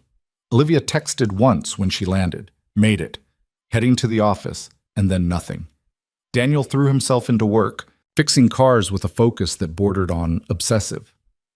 Emma went to school and came home and did her homework in silence, and the house felt like a tomb. On the second night, Daniel broke down and called her. It rang 4 times before she answered. Hey. She sounded exhausted. Hey, how's it going? It's complicated. Meridian wants me to restructure the entire account. They're demanding I personally oversee the next 6 months of rollout, which means being here full time. Daniel's stomach dropped. What did you say? I said I'd think about it. That's not an answer, Olivia. I know. A pause. How's Emma? Angry, scared, convinced you're not coming back. And you? Same. Silence stretched between them. In the background, Daniel could hear voices, the hum of an office, Olivia's real world, the one she'd built long before she showed up on that mountain road. I don't know what to do, she said finally. If I say no, we lose Meridian. If we lose Meridian, we lose 3 other accounts. That's half my revenue. I'd have to lay off 30 people. So say yes, and lose you. I didn't say that, but that's what it means. I can't be in Seattle full-time and build a life with you. It doesn't work. Daniel closed his eyes. Then I guess you have to choose. That's not... Why does it have to be all or nothing? Because that's what you're making it. You're standing there acting like there's no middle ground, no compromise. But there is. You're just too scared to look for it. Don't tell me what I'm scared of. Someone has to, because you're about to blow up your life over a client who's holding you hostage. They're not? Yes, they are. They're banking on you being too terrified of failure to say no. And it's working. Olivia's voice went cold. You don't understand business. No, I understand fear, and you're drowning in it. I have to go. There's a meeting. Liv? She hung up. Daniel threw his phone across the room and immediately regretted it. The screen didn't crack, but the case popped off, and he had to crawl under the couch to find it. By the time he reassembled it, his hands were shaking. Emma appeared in the doorway. Was that her? Yeah. Is she coming back? I don't know. Emma's face did something complicated. I hate this. I hate not knowing. Me too, kid. Can we watch a movie, something dumb, where nobody leaves? So, Daniel pulled her onto the couch. Yeah, we can do that. They watched a superhero movie neither of them cared about, and Emma fell asleep halfway through. Daniel stayed awake, staring at the TV without seeing it, and tried not to think about Olivia standing in some sleek Seattle office, choosing a company over a family. Day 3, and still nothing. Daniel was replacing a radiator when his phone rang. Unknown number. He almost didn't answer, but something made him pick up. Is this Daniel Hayes? A woman's voice, professional. Yeah, who's this? My name is Rachel Kwan. I'm Olivia Grant's business partner. She gave me your number. Daniel's chest went tight. Is she okay? Physically, yes. Emotionally, I think she's having a breakdown, which is why I'm calling. A pause. Can we talk? Off the record? About what? About what she's not telling you. Daniel glanced at the clock. Emma wouldn't be home for 2 hours. Yeah, talk. Rachel took a breath. Olivia built this company from nothing. She was 25, broke, living in a studio apartment the size of a closet. She worked 100-hour weeks, slept under her desk, ate ramen for a year straight. And it worked. She turned a consulting side hustle into a multi-million-dollar firm. But it cost her everything else. I know the story. Do you? Because what she probably didn't tell you is that she's been trying to step back for 2 years. She hired me to take over operations. She brought in Marcus as COO. She built a team specifically so she wouldn't have to be the face of the company anymore. But clients like Meridian don't want the team. They want her. And every time she tries to leave, someone threatens to walk. Sushi. So she's trapped. She thinks she is. But here's the thing. Meridian is bluffing. They need us more than we need them. Their previous consultant screwed up their supply chain so badly, it'll take years to fix. We're the only firm with the expertise to do it, but they know Olivia won't call their bluff because she's terrified of failure. Daniel set down his wrench. Why are you telling me this? Daniel set. Because she called me last night crying, said she had to choose between her company and her family, and she didn't know what to do. And I told her she was an idiot. That's harsh. It's true. She's built this prison and convinced herself it's success. And unless someone breaks her out, she's going to spend the rest of her life alone and miserable. What do you want me to do? Come to Seattle. Show up at the office. Make her realize that she doesn't have to choose. She has to delegate. Trust her team. Let go of control. All the things she tells her clients to do but won't do herself. Daniel laughed, but it was bitter. I can't just drop everything and fly to Seattle. I have a daughter, a business. And she has a woman who loves her standing in an office, convincing herself she has to sacrifice everything to be worthy. So yeah, drop everything. Because if you don't, she's going to make the wrong choice for all the right reasons. The line went dead.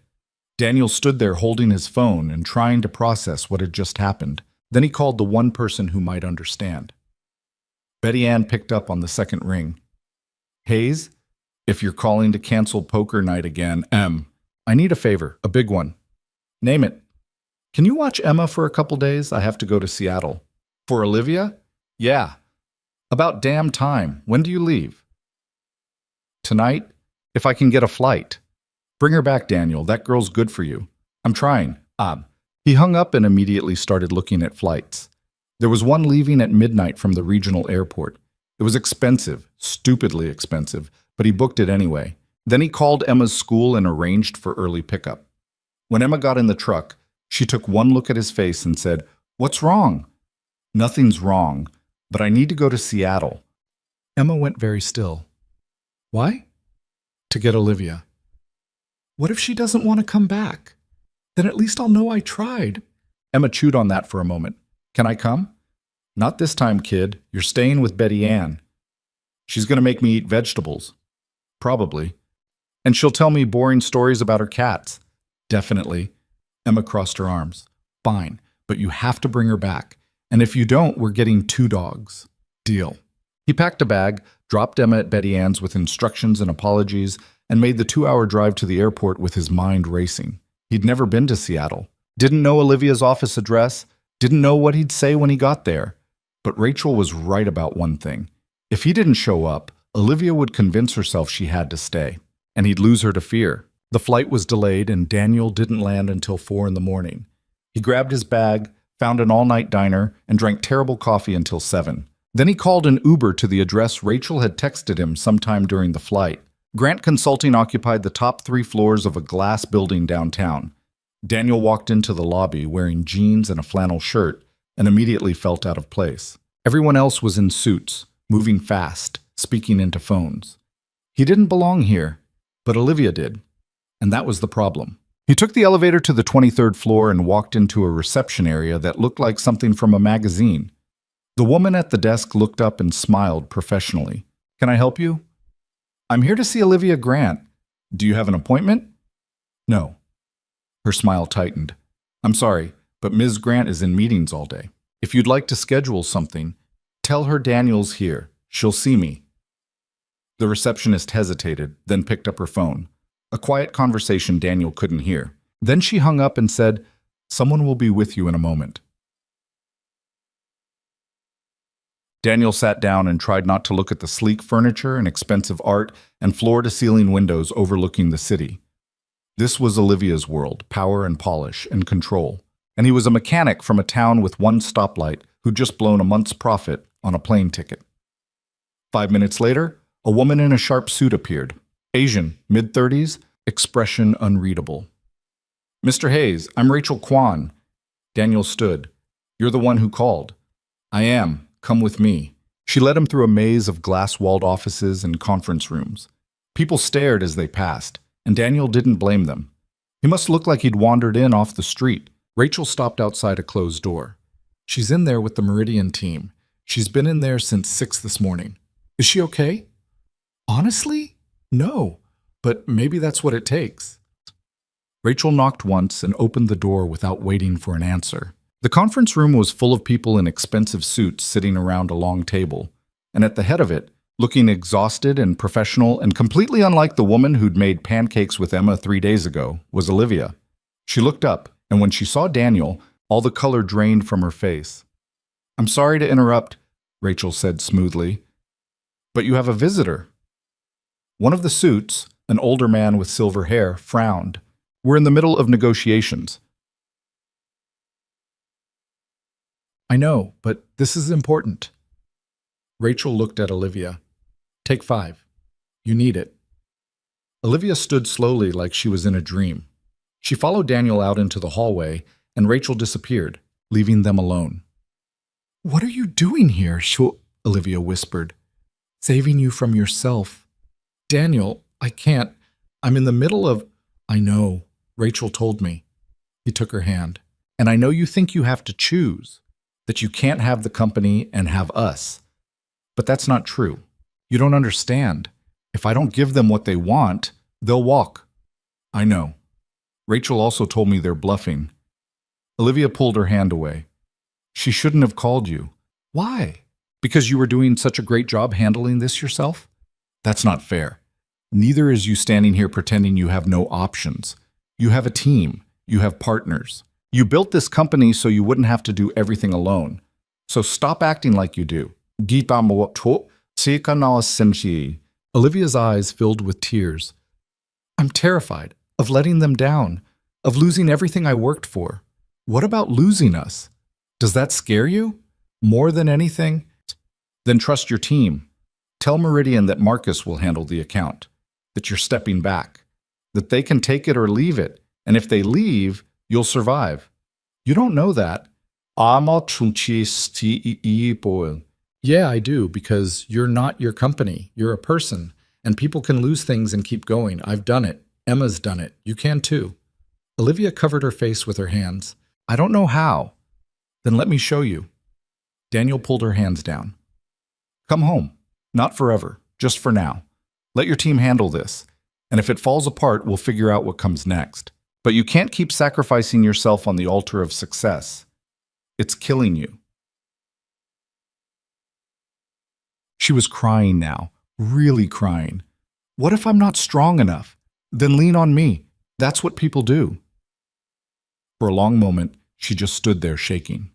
Then she took a breath, wiped her eyes, and said, "Okay." "Okay?" I'm coming home. Not because I'm giving up, but because I'm choosing something real over something empty. She straightened her shoulders. But first I have to go back in there and tell Meridian to go to hell. Daniel smiled. Need backup? No, but wait for me? Always. She kissed him, quick and hard, and then walked back into the conference room. Daniel couldn't hear what happened next, but 5 minutes later the Meridian team stormed out looking furious. Olivia emerged after them, pale but steady. I did it, she said. I told them Marcus was handling the account, or they could find another firm. They walked. How do you feel? Terrified. Exhilarated. Like I might throw up. That's normal. Rachel appeared from somewhere. For what it's worth, you did the right thing. We don't need clients who treat us like hostages. What if we lose the other accounts? Then we lose them, and we rebuild. That's business. Rachel looked at Daniel. Take her home. She hasn't slept in 3 days. Daniel took Olivia's hand. Come on, let's get out of here. They took a cab to her apartment so she could pack. Daniel had never seen it before. All glass and steel and empty space. There were no photos, no personal touches, nothing that said Olivia lived there. It looked like a hotel. This is it? He asked. Yeah, not much, is it? It's lonely. It was safe. She pulled a suitcase from the closet. Or I thought it was. Turns out you can't hide from yourself forever. Aha, boy, oi, ashidam. She threw clothes into the suitcase without folding them, and Daniel watched her move through this expensive shell of a life and felt something break open in his chest. She'd given up so much to build this, and now she was walking away from it for him. For Emma. For a life that must seem impossibly small from up here. You sure about this? He asked. Olivia stopped packing and looked at him. Are you asking if I'm sure about you? I'm asking if you're sure about giving up everything you built. I'm not giving it up. I'm redistributing it. There's a difference. She zipped the suitcase. And yeah, I'm sure. Because being successful and alone isn't success. It's just expensive loneliness. Daniel crossed to her and pulled her close. I love you, and I'm sorry I let you think you had to do this alone.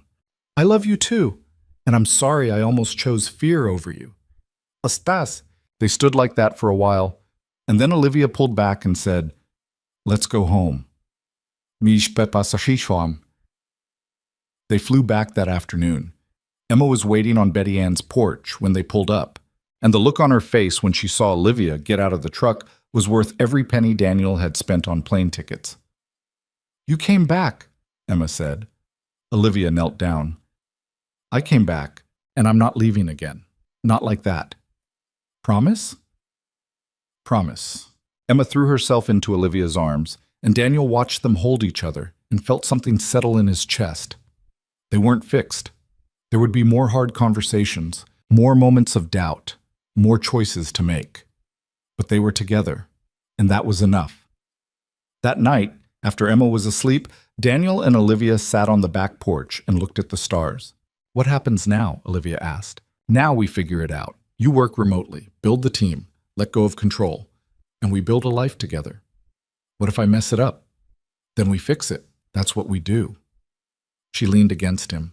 I walked away from $18 million today. And I don't regret it. She laughed. That's crazy, right? No, that's brave. They sat in comfortable silence, and Daniel thought about all the ways his life had changed since that day on the mountain road. How Olivia had come crashing in and broken everything open. How Emma had learned to trust again. How he'd learned that love wasn't about protection. It was about showing up even when things were hard. Hey, Daniel, Olivia said. Yeah? Thank you for coming to get me, for not giving up. Thank you for letting me. She kissed him, and it tasted like coming home. The first month after Seattle was harder than any of them expected.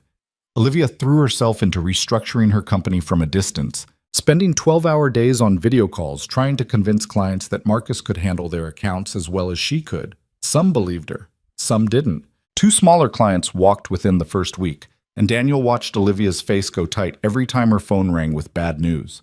I'm bleeding money, she said one night, laptop open at the kitchen table long after Emma had gone to bed.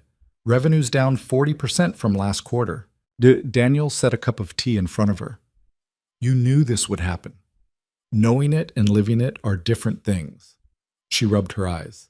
Rachel says we'll stabilize in 6 months. That clients will see the team is solid. But 6 months is a long time to watch something you built fall apart. It's not falling apart. It's changing. Feels the same from here. Daniel pulled up a chair next to her. When Sarah got sick, the doctors gave us options. Aggressive treatment that might buy us a year, or palliative care that would keep her comfortable. And she chose comfort, said she'd rather have 6 good months than 12 miserable ones. He took Olivia's hand. You chose quality over quantity. That's not failure. Your wife was dying. I'm just reorganizing a company. You're choosing to live. That's the same thing. Yeah. Olivia closed the laptop and leaned against him. What if I made the wrong choice? Then we'll deal with it. But you didn't. She wanted to believe him. Daniel could see it in the way she held onto his hand like it was the only solid thing in her world. But belief took time, and Olivia was used to immediate results. Emma wasn't making it easier. She'd been thrilled when Olivia came back, but now that the crisis had passed, old patterns resurfaced. She tested Olivia constantly, forgot to mention school events until the last minute, left messes in rooms Olivia had just cleaned, asked pointed questions designed to find cracks. Do you miss Seattle? Emma asked one morning over cereal. Olivia looked up from her coffee. Sometimes. Why? Just wondering, do you miss being important? Daniel warned. What? I'm just asking. But her eyes were sharp. Olivia set down her cup. I'm still important, just in different ways. Like what? Like being here with you and your dad. That's important. Emma stirred her cereal without eating it. But you were important to thousands of people. Now you're just important to us. Isn't that boring?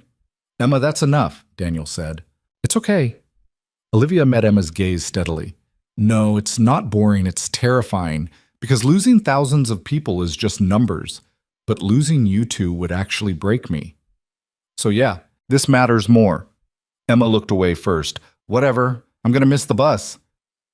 She grabbed her backpack and left, door slamming behind her. Daniel started to get up, but Olivia stopped him. Let her go. She's working through something. She's being cruel. She's protecting herself. I get it. Daniel slumped back in his chair. I thought this would get easier after you came back, but it feels like we're all just waiting for the other shoe to drop. Maybe we are. Maybe that's normal. I hate normal. Olivia smiled, but it was tired. Me too. The breaking point came 3 weeks later during Emma's spring concert. Emma had a solo, just 8 bars in the middle of a forgettable song about friendship, but she'd been practicing for weeks. Daniel had heard her singing in the shower, in her room, while doing homework. It mattered to her, which meant it mattered to him.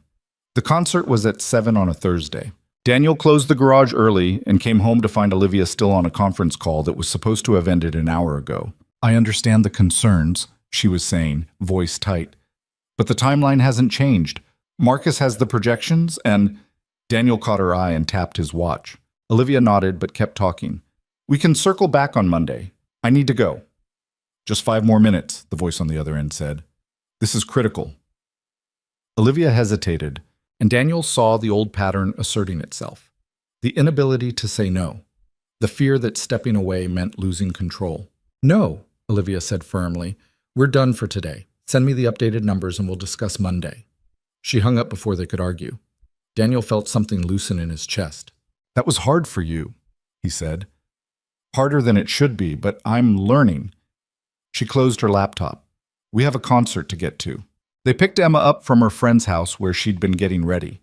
She climbed into the truck wearing her concert black and white, hair pulled back, looking nervous and excited and young. You're going to be great, Daniel said. You don't know that. Yeah, I do. You've been practicing like crazy. Emma twisted her hands together. What if I mess up? Then you'll keep going. That's what performers do. Olivia turned around from the front seat. I messed up a presentation once in front of 300 people, completely blanked on my talking points. You know what I did? Asamche. What? Made a joke about it. Said my brain had temporarily relocated to Mars. Everyone laughed and I found my place again. Messing up isn't the end of the world. It's just part of doing hard things. Emma considered this. Did people think you were dumb? Probably some of them, but the ones who mattered knew I was human. They got to the school with 10 minutes to spare. The auditorium was packed with parents and siblings and people filming on their phones. Daniel found 3 seats near the middle while Olivia went to grab programs. When she came back, she was pale. "You okay?" Daniel asked. "Yeah, just a lot of people." "You've presented to hundreds of people. That's different. Those were strangers. These are Emma's community. If I do something wrong, it reflects on her." Daniel took her hand. "You're not going to do anything wrong. Just sit here and watch her shine." The concert started with the 5th graders doing a medley of folk songs. Then the 4th graders with something about seasons. Emma's 3rd grade class was up next, and Daniel felt his heart rate pick up when she walked onto the stage. She looked so small up there, and so determined. The song started, something about friends being treasures or some other elementary school sentiment. Emma sang with her class for the first verse, and then the music dropped out for her solo. She opened her mouth. Nothing came out. Daniel's stomach dropped. On stage, Emma's face went red. The piano kept playing, waiting for her to come in. The other kids were looking at her. The audience was getting uncomfortable. Then Olivia started singing. It was quiet at first, just loud enough for Emma to hear. The melody of the solo, steady and sure. And Emma's eyes found Olivia in the crowd, and something in her face shifted. She took a breath and joined in, her voice shaky at first, but getting stronger with each note. They sang the solo together, Olivia from the audience, Emma from the stage. And by the end, Emma was singing alone again, clear and confident. The rest of the class joined back in, and the song finished to enthusiastic applause. Daniel looked at Olivia. She was crying. "You saved her, Huss," he said. "She saved herself. I just gave her something to hold on to." After the concert, they found Emma backstage. She was surrounded by friends, all talking at once about how cool it was that someone sang with her. When she saw Olivia, she broke away from the group and walked over. "Thank you," Emma said quietly. "You did the hard part. I just hummed along. You knew all the words. Oh, you've been singing it for 3 weeks. I'd have to be deaf not to know it." Emma's face did something complicated. "I was so scared. I thought I was going to throw up in front of everyone. But you didn't. You pushed through it. That's brave." "I'm not brave. Brave people don't freeze up." Olivia knelt down so they were eye level. "Emma, brave people freeze up all the time. Being brave doesn't mean you're not scared. It means you do the thing anyway. And you did. I'm proud of you." Emma's eyes filled with tears. "Really?" "Really." She threw her arms around Olivia's neck, and Daniel watched his daughter hold on to this woman who'd shown up for her in the way that mattered most. Not with grand gestures or promises, but with presence. With showing up and staying even when things got hard. On the drive home, Emma fell asleep in the back seat. Daniel glanced at Olivia and saw she was staring out the window. "What are you thinking?" He asked. "That I almost missed this. If I'd stayed in Seattle, I would have missed the whole thing. And she would have gotten through it without me, but I wouldn't have been there." But you were there." "Yeah, she smiled. "I was." That night, after Emma was in bed, Olivia pulled out her laptop and sent an email. Daniel watched over her shoulder as she typed. "Rachel, I need you to start looking for a permanent CEO. Someone who can take over full operations by end of year. I'll stay on as consultant and board member, but I'm done being the face of the company. It's time." She hit send before she could second guess it. "That's it?" Daniel asked. "You're really stepping back." "I'm really stepping back. Grant Consulting can survive without me running it. Emma's concert can't." She closed the laptop. "I spent 15 years building something that matters to investors and clients. I want to spend the next 15 building something that matters to me. No regrets? Ask me in a year." "Oh," Daniel pulled her close. "I'm asking now." Olivia kissed him. "No regrets." The next few months were a study in adjustment. Olivia handed off clients, trained Rachel to handle board meetings, and slowly extracted herself from the daily operations of her company. It was painful, watching something she'd built function without her, but it was also freeing, She threw herself into Emma's life instead. Joined the PTA for real this time, not just showing up but actually participating. Volunteered for the school fundraiser and ended up running the whole thing because the previous coordinator quit. Started a weekly game night that Emma tolerated and Daniel secretly loved. But the biggest change was in the small moments. Olivia learning to make Emma's favorite cookies from scratch after 6 failed attempts. Emma asking Olivia to braid her hair because she was better at it than Daniel. The three of them watching terrible reality TV and arguing about who was the villain. Building routines and inside jokes and the kind of history that made them a family. It wasn't perfect. Emma still had bad days where she withdrew and refused to talk about what was wrong. Olivia still got stressed about money and control and the fear of being irrelevant. Daniel still woke up, sometimes reaching for Sarah and finding Olivia instead, and feeling guilty about how right it felt. But they worked through it, together. In July, Emma asked Olivia if she could call her mom. It happened on a random Tuesday. They were making dinner, spaghetti and meatballs, and Emma was grating cheese while Olivia stirred sauce. "Can I ask you something?" Emma said. "Always." "Do you want me to call you Mom?" Olivia's hand stilled on the spoon. "Where's this coming from?" "My friend Chloe has a stepmom, and she calls her mom. But her real mom died when she was a baby, so she doesn't remember her. I remember mine. So I don't know if it's okay." Olivia set down the spoon and turned to face Emma fully. "Do you want to call me Mom?" "Sometimes, but I don't want to forget my real mom." "Emma, you could never forget her. She's part of who you are. And calling me Mom wouldn't change that. It would just mean you have space in your heart for both of us." Is that allowed? Love doesn't work like that. It's not a limited resource. You can love your dad and love me and love your mom who's gone. It's all real.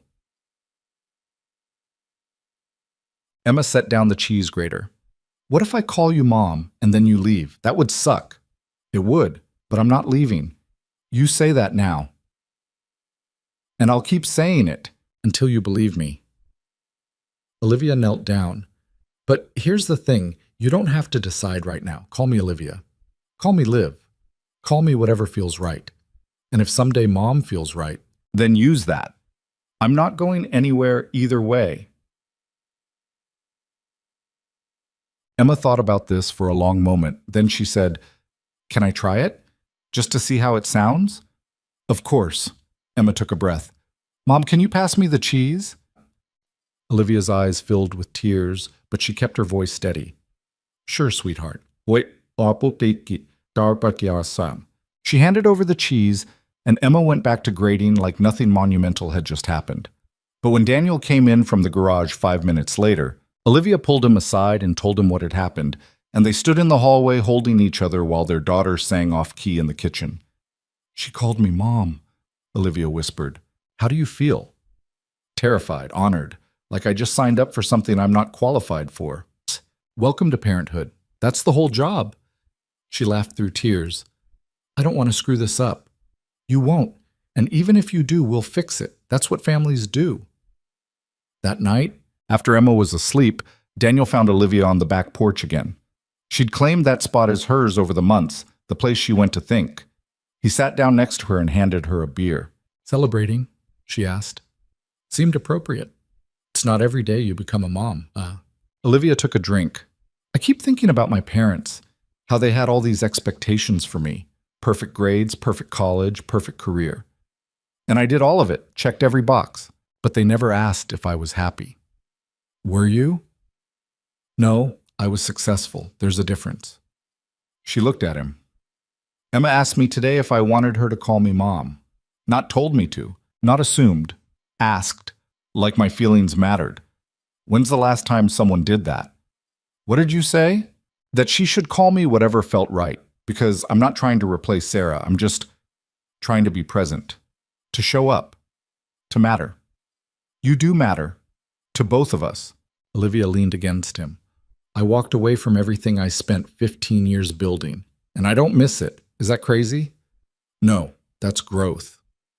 They sat in comfortable silence for a while. Then Olivia said, "I want to marry you." Daniel's beer stopped halfway to his mouth. "What?" "Bam odds bought it.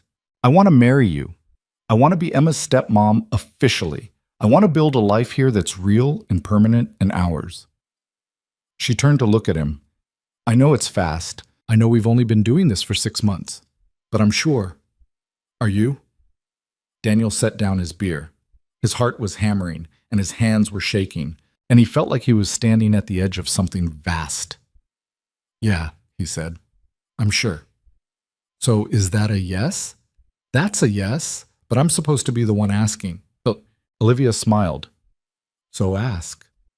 Daniel got down on one knee right there on the back porch. No ring, no plan, just the two of them and the stars and the certainty that this was right.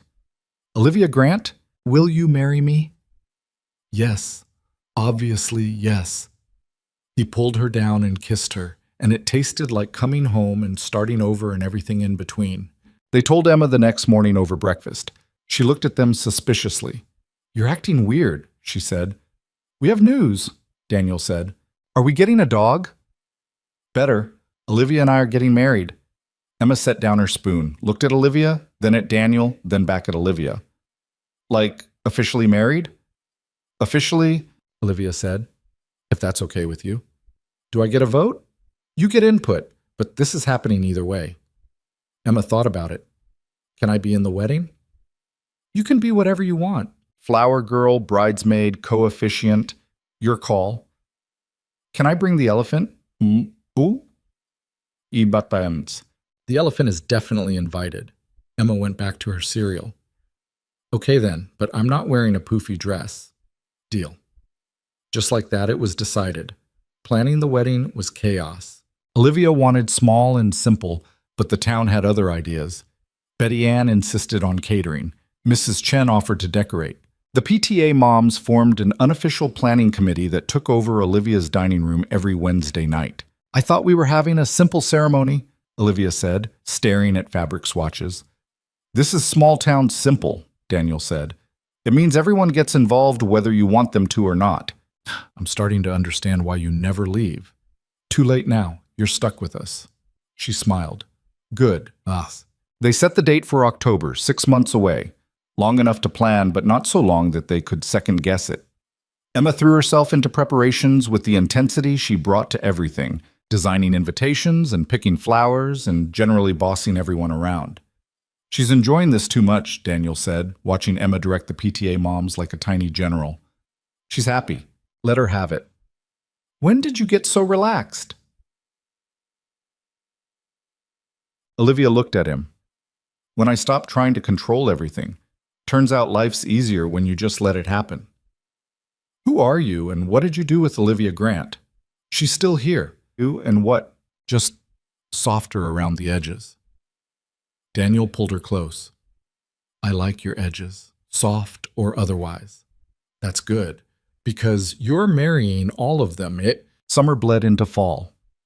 Olivia officially stepped down as CEO in August and stayed on as a consultant and board member, which meant 2 days a week of video calls and the rest of her time free. She used it to learn quilting from Mrs. Chen, help Emma with her science fair project, and renovate the garage apartment into a proper home office. Daniel watched her build this new life and marveled at how natural it looked on her. The woman who'd shown up in a luxury sedan terrified of being forgotten had been replaced by someone who went to farmers markets in jeans and volunteered at the school library and knew everyone's name. Do you miss it? He asked one night. The power, the big deals. Olivia looked up from the quilt she was working on. Sometimes, but then I remember what it cost me, and I don't miss it enough to go back. What if you change your mind? Then I'll deal with it. But right now, I'm exactly where I want to be. September brought the first real test. One of Olivia's former clients, a major manufacturing company, reached out directly asking her to come back for an emergency turnaround. 6 months, they said. Name her price. It was the kind of offer she would have killed for a year ago. She turned it down without hesitation. Don't you want to think about it? Rachel asked on the phone. Rachel. No, I'm done with that life. But you should take it. You're ready. Are you sure? I'm sure. It's yours now. All of it. When she hung up, Daniel was watching from the doorway. No regrets? He asked. Not one. You didn't even consider it. What's to consider? I have a wedding to plan and a daughter who needs help with her times tables. That's more important than any client. Daniel crossed to her and kissed her forehead. I love you. I love you too. Now help me figure out centerpieces. Emma thinks we should use soccer balls. She plays soccer. Exactly. The weeks flew by. Dress fittings and cake tastings and 100 small decisions that somehow added up to a wedding. Emma tried on 3 different dresses before settling on a simple blue one that she declared was acceptable. Olivia found a dress that Sarah would have liked. Simple, elegant, no fuss. Daniel wore the suit he'd bought for Sarah's funeral and tried not to think about the symbolism. The night before the wedding, Emma couldn't sleep. Daniel found her sitting on her bed at midnight, staring at the elephant. You okay, kid? Is it bad that I'm excited about the wedding? Daniel sat down next to her. Why would that be bad? Because Mom's gone. And I'm excited about Dad marrying someone else. That feels wrong. Emma, your mom would want us to be happy. All of us. She wouldn't want us frozen in grief forever. How do you know? Because she told me, before she died. Said she didn't want us to stop living, that life was for the living. Emma was quiet for a moment. Do you think she'd like Olivia?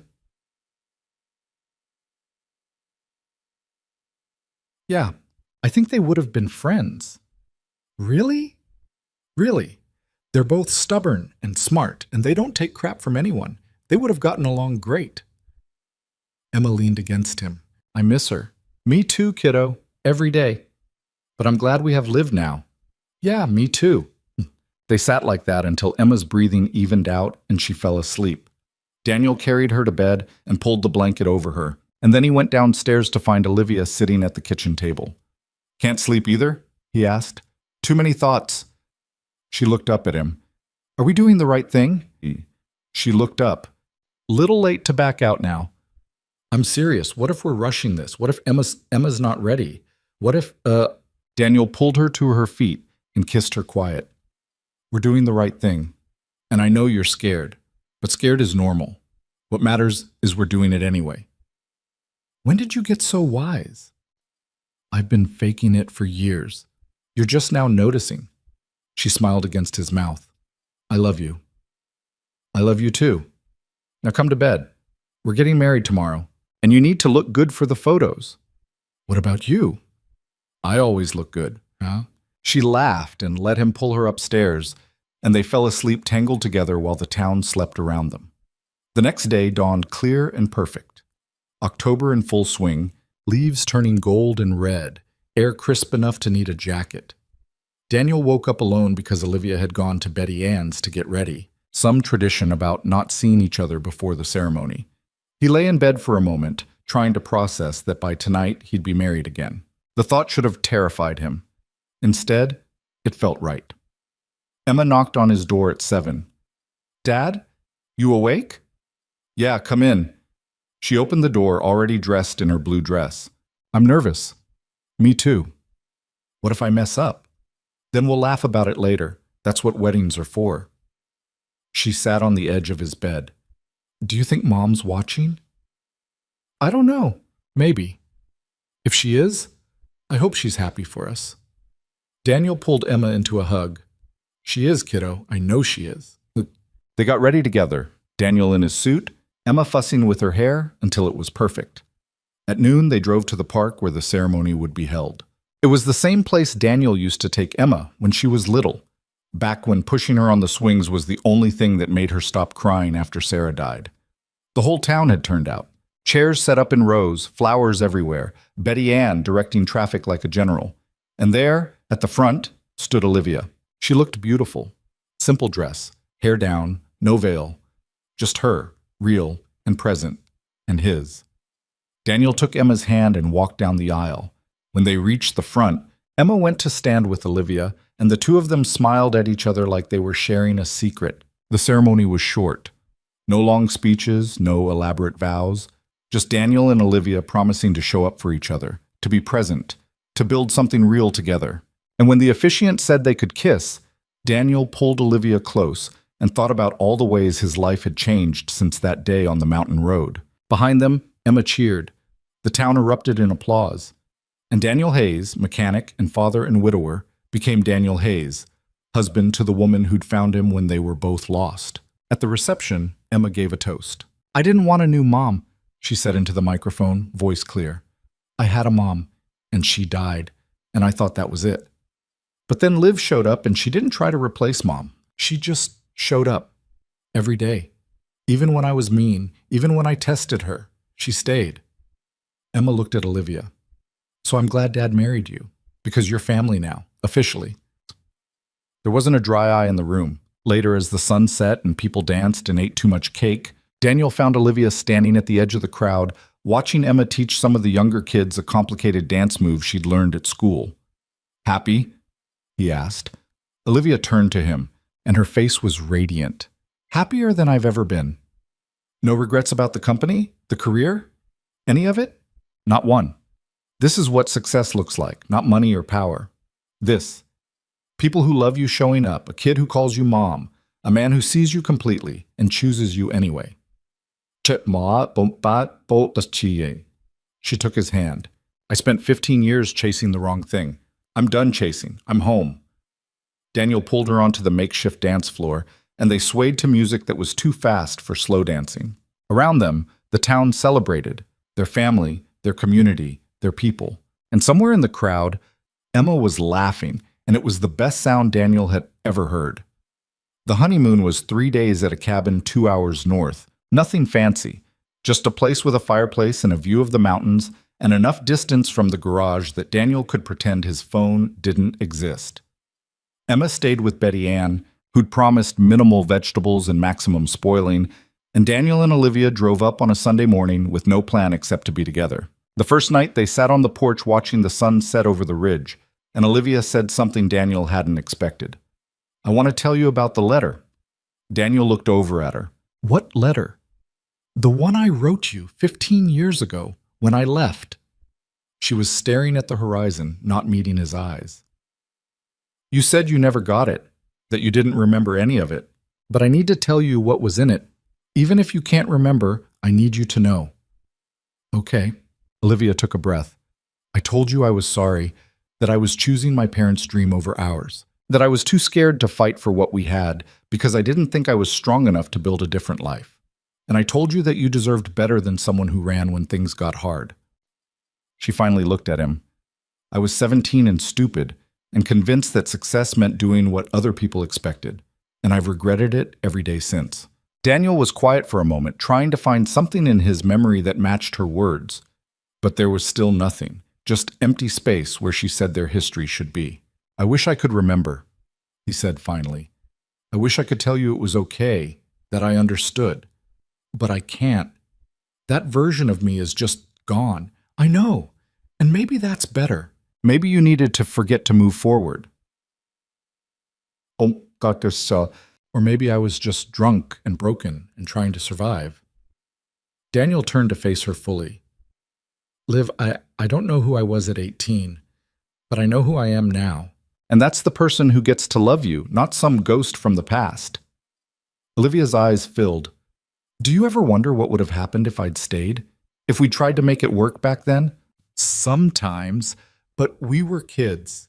We would have crashed and burned. You don't know that." Yeah, I do, because I was angry and aimless and drowning, and you were trying to be perfect for parents who'd never be satisfied. We would have destroyed each other." "So you think this us now is better?" "I think this is real. Back then was just potential, and potential doesn't keep you warm at night." She laughed through tears. "When did you get so philosophical?" "Widowhood and single parenthood makes you think about what matters." They sat in silence for a while, and Daniel thought about all the versions of himself he'd been. The angry teenager who enlisted to escape. The young husband who married Sarah because it was the right thing to do. The father who learned to braid hair and pack lunches and show up even when showing up felt impossible. The widower who thought he'd never love anyone again. And now this, husband to a woman who'd found him across 15 years and chosen him anyway. "You know what I think?" Olivia said quietly. "I think we both had to become who we are now to make this work. If we'd stayed together at 18, we would have been holding on to people we were supposed to outgrow.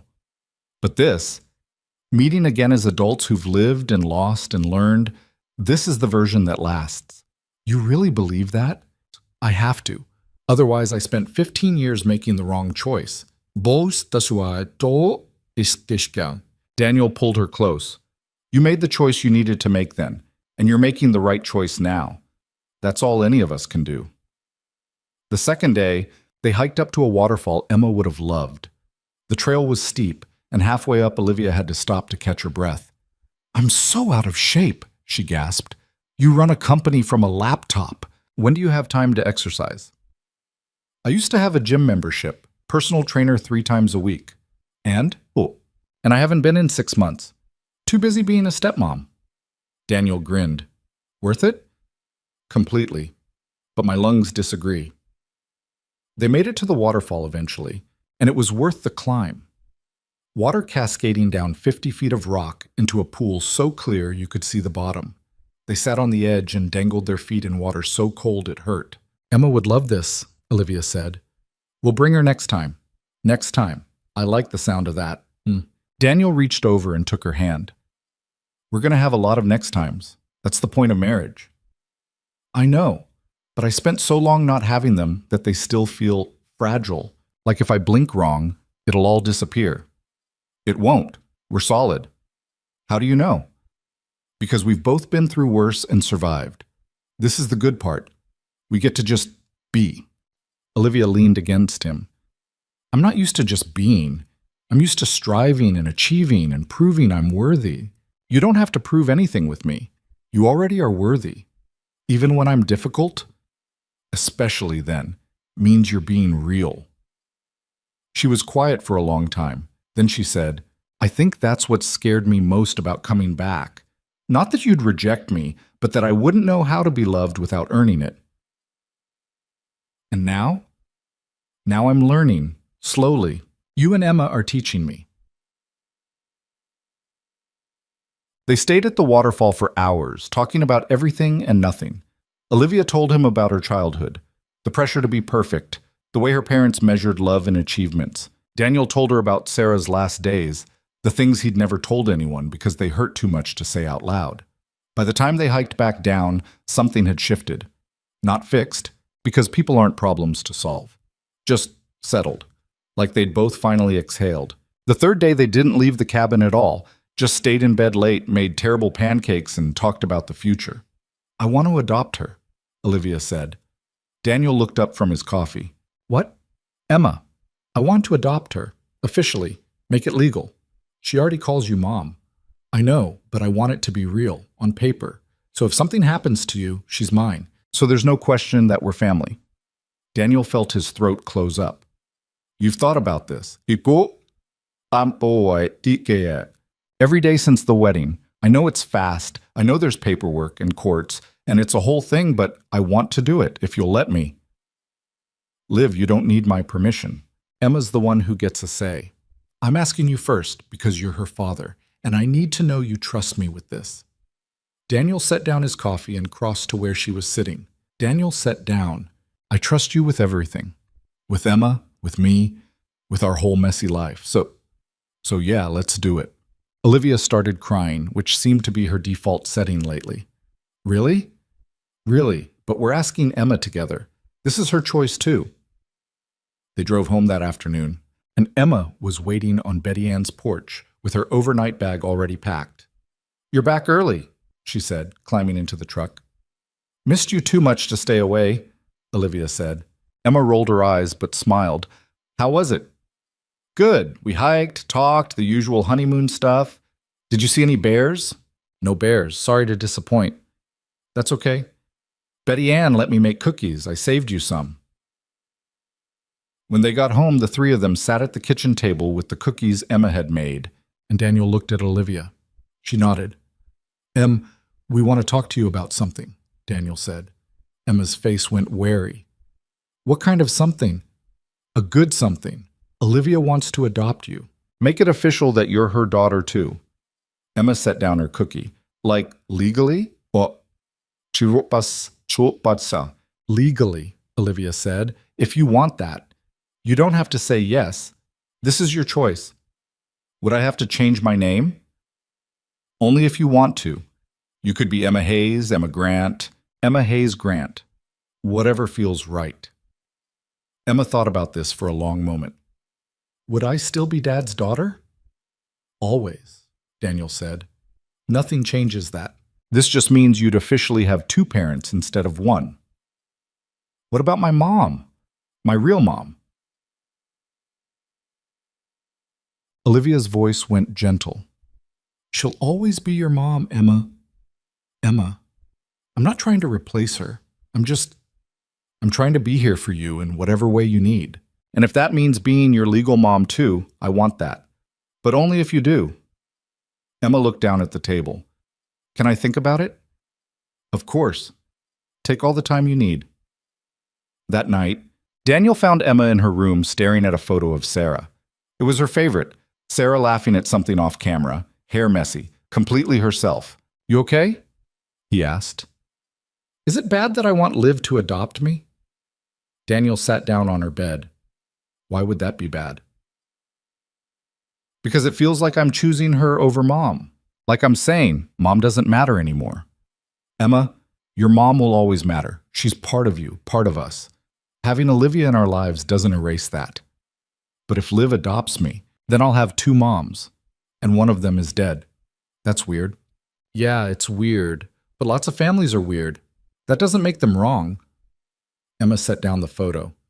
Do you think Mom would be okay with this? I think she'd want you to have as many people loving you as possible, and she'd like Olivia.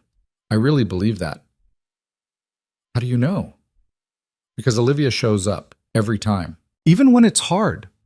That's what your mom did too. They're more alike than you think. Emma considered this. Okay, I want to do it. The adoption. You're sure? I'm sure. But I want to keep Hayes. Emma Hayes. Not Hayes Grant, just Hayes. That's perfect, kiddo. We'll tell Olivia tomorrow. Can I tell her? Yeah, she'd like that. The next morning, Emma walked into the kitchen where Olivia was making breakfast and said without preamble, I want you to adopt me, but I'm keeping my name, Emma Hayes. Is that okay? Olivia set down the spatula and knelt down to Emma's level.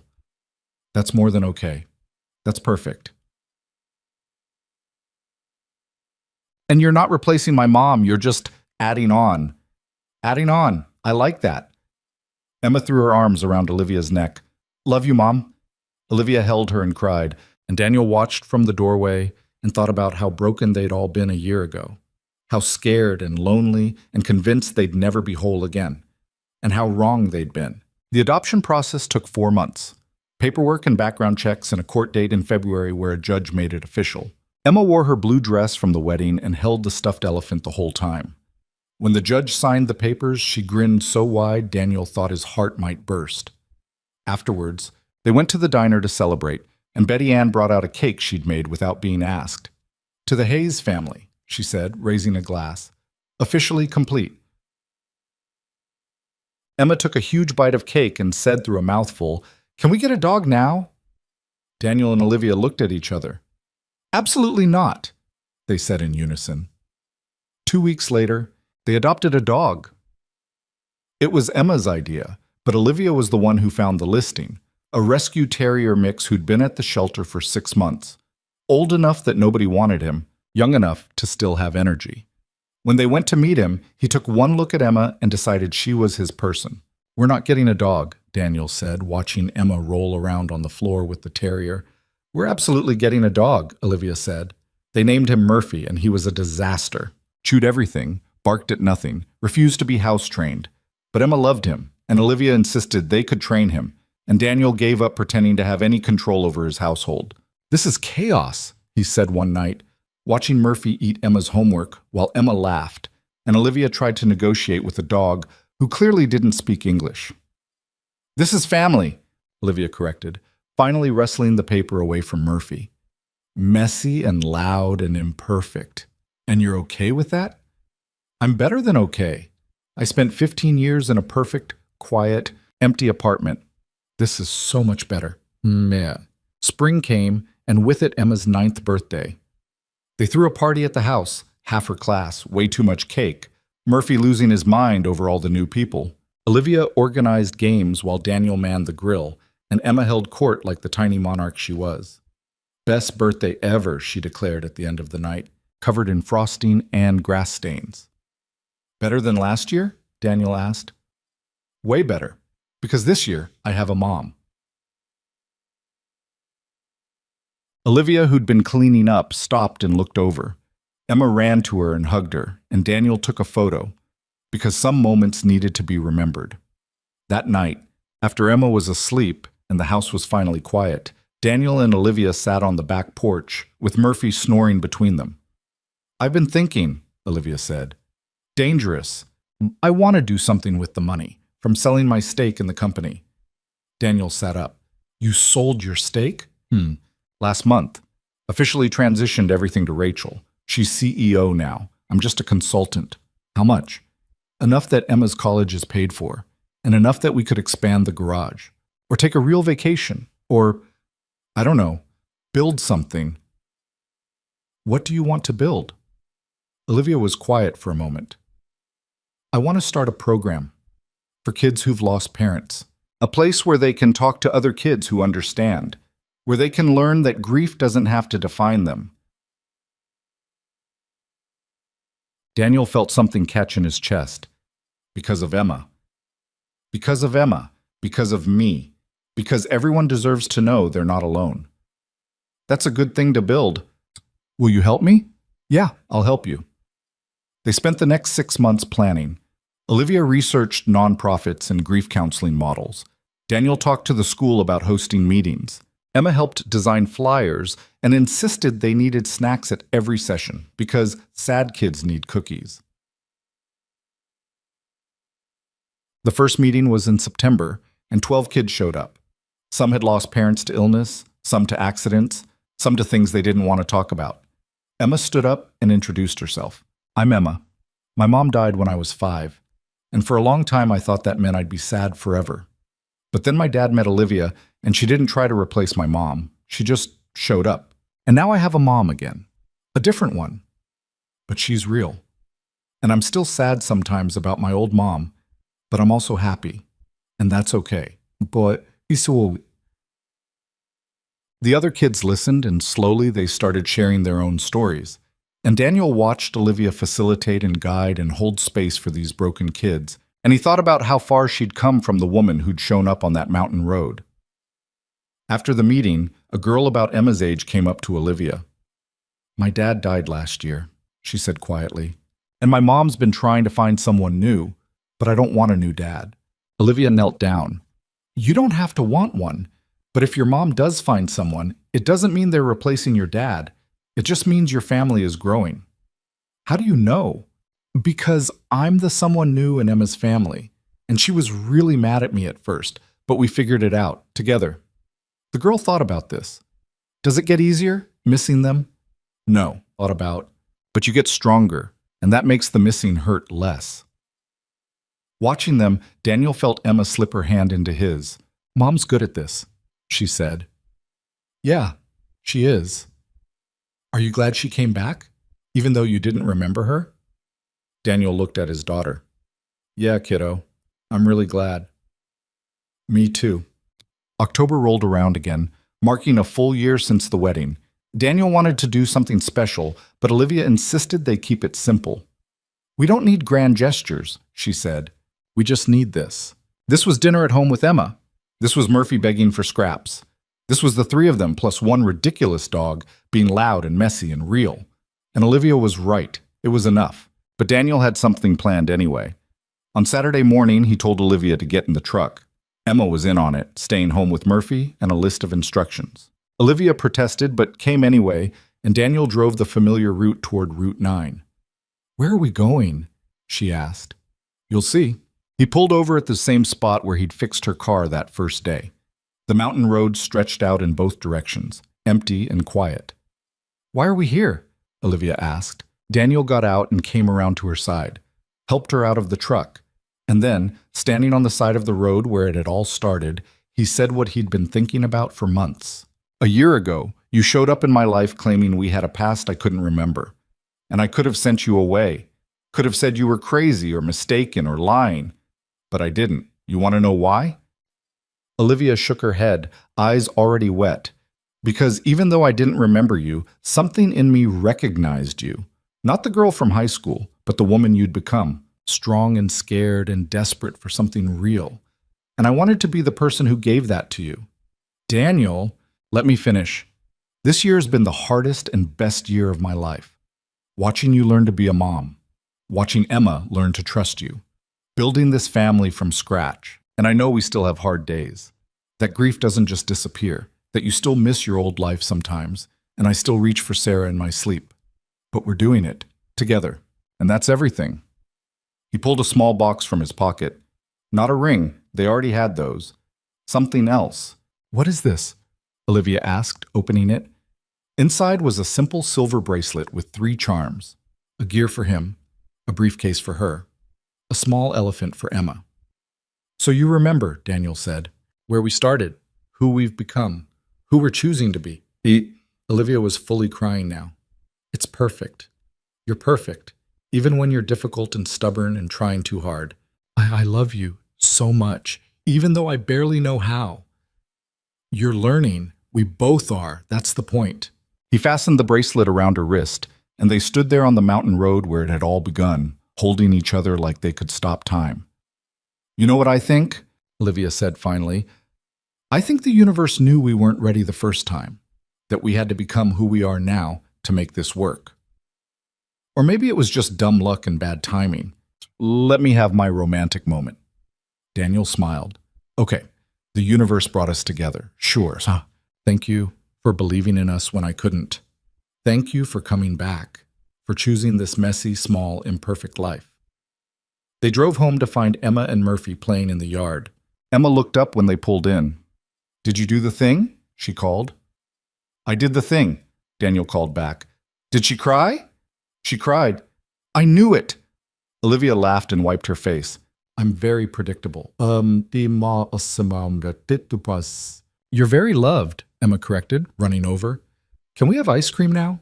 You said if the anniversary thing went well, we could have ice cream. I said maybe. That's basically yes. So they piled into the truck, all 3 of them plus Murphy, who absolutely was not allowed in the truck but came anyway, and went to get ice cream at 3 in the afternoon on a random Saturday. And people stared because they were loud and Murphy was barking and Emma was singing off-key, but Daniel didn't care. This was his family, imperfect and chaotic and built from broken pieces, but real in a way nothing else had ever been. That night, after Emma was in bed and Murphy was snoring on the couch, Daniel found Olivia on the back porch, her spot, the place she went to think. What are you thinking about? He asked, sitting next to her. How different my life is from what I planned. I was supposed to be running an empire, flying first class, making power moves, and instead I'm here, in a small town, raising someone else's kid, married to a mechanic. Daniel's stomach tightened. Regret it? Olivia looked at him, and her eyes were clear. Not for a second. I was chasing the wrong thing. Power isn't success. Connection is. Love is. Showing up is. She took his hand.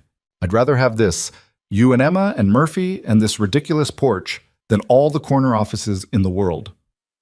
Even on the hard days? Especially on the hard days. Because hard days with people you love are better than easy days alone. Daniel pulled her close, and they sat there watching the stars and listening to the sounds of their small town settling in for the night. Somewhere inside, Emma was dreaming. Murphy was destroying something he shouldn't have. Their life was continuing, messy and imperfect, and theirs. You know what the hardest part is? Olivia said quietly, believing I deserve this. That I'm worthy of being loved without having to earn it constantly. You are worthy, even when you doubt it. How do you know? Because I see you, every day, showing up for Emma even when it's hard, building a life you didn't plan but choosing it anyway. That's not just worthy, that's brave. She was crying again, but it was the good kind, the kind that came from being seen. Here's what Daniel had learned in the year since Olivia crashed back into his life. Second chances aren't about fixing the past. They're about building something new from the wreckage of who you used to be.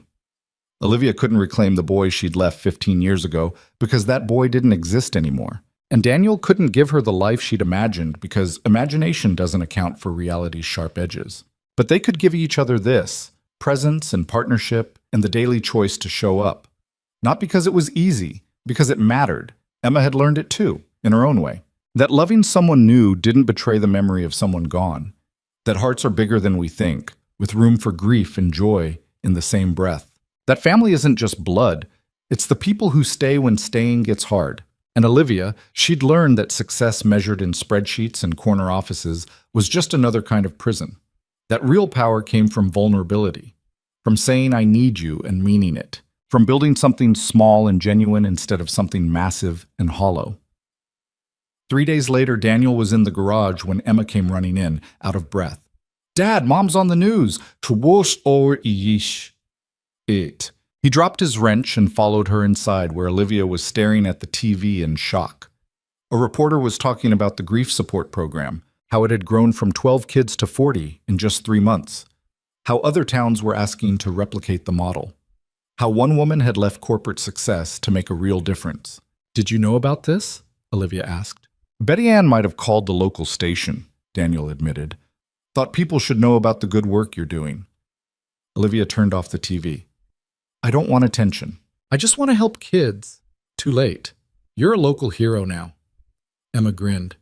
Can I tell people at school my mom's famous? I'm not famous. I'm just doing what matters. And that, Daniel thought, was the whole point. Olivia had spent 15 years chasing recognition for things that didn't fulfill her. And now she was doing work that mattered to a handful of grieving kids, and she was embarrassed by the attention.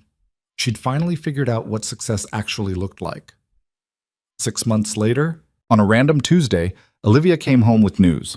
Rachel called, she said, setting down her bag. The company's being acquired, tech giant out of California. She wanted to know if I had any objections. Daniel looked up from helping Emma with homework. Do you? No, it's her company now. She gets to decide.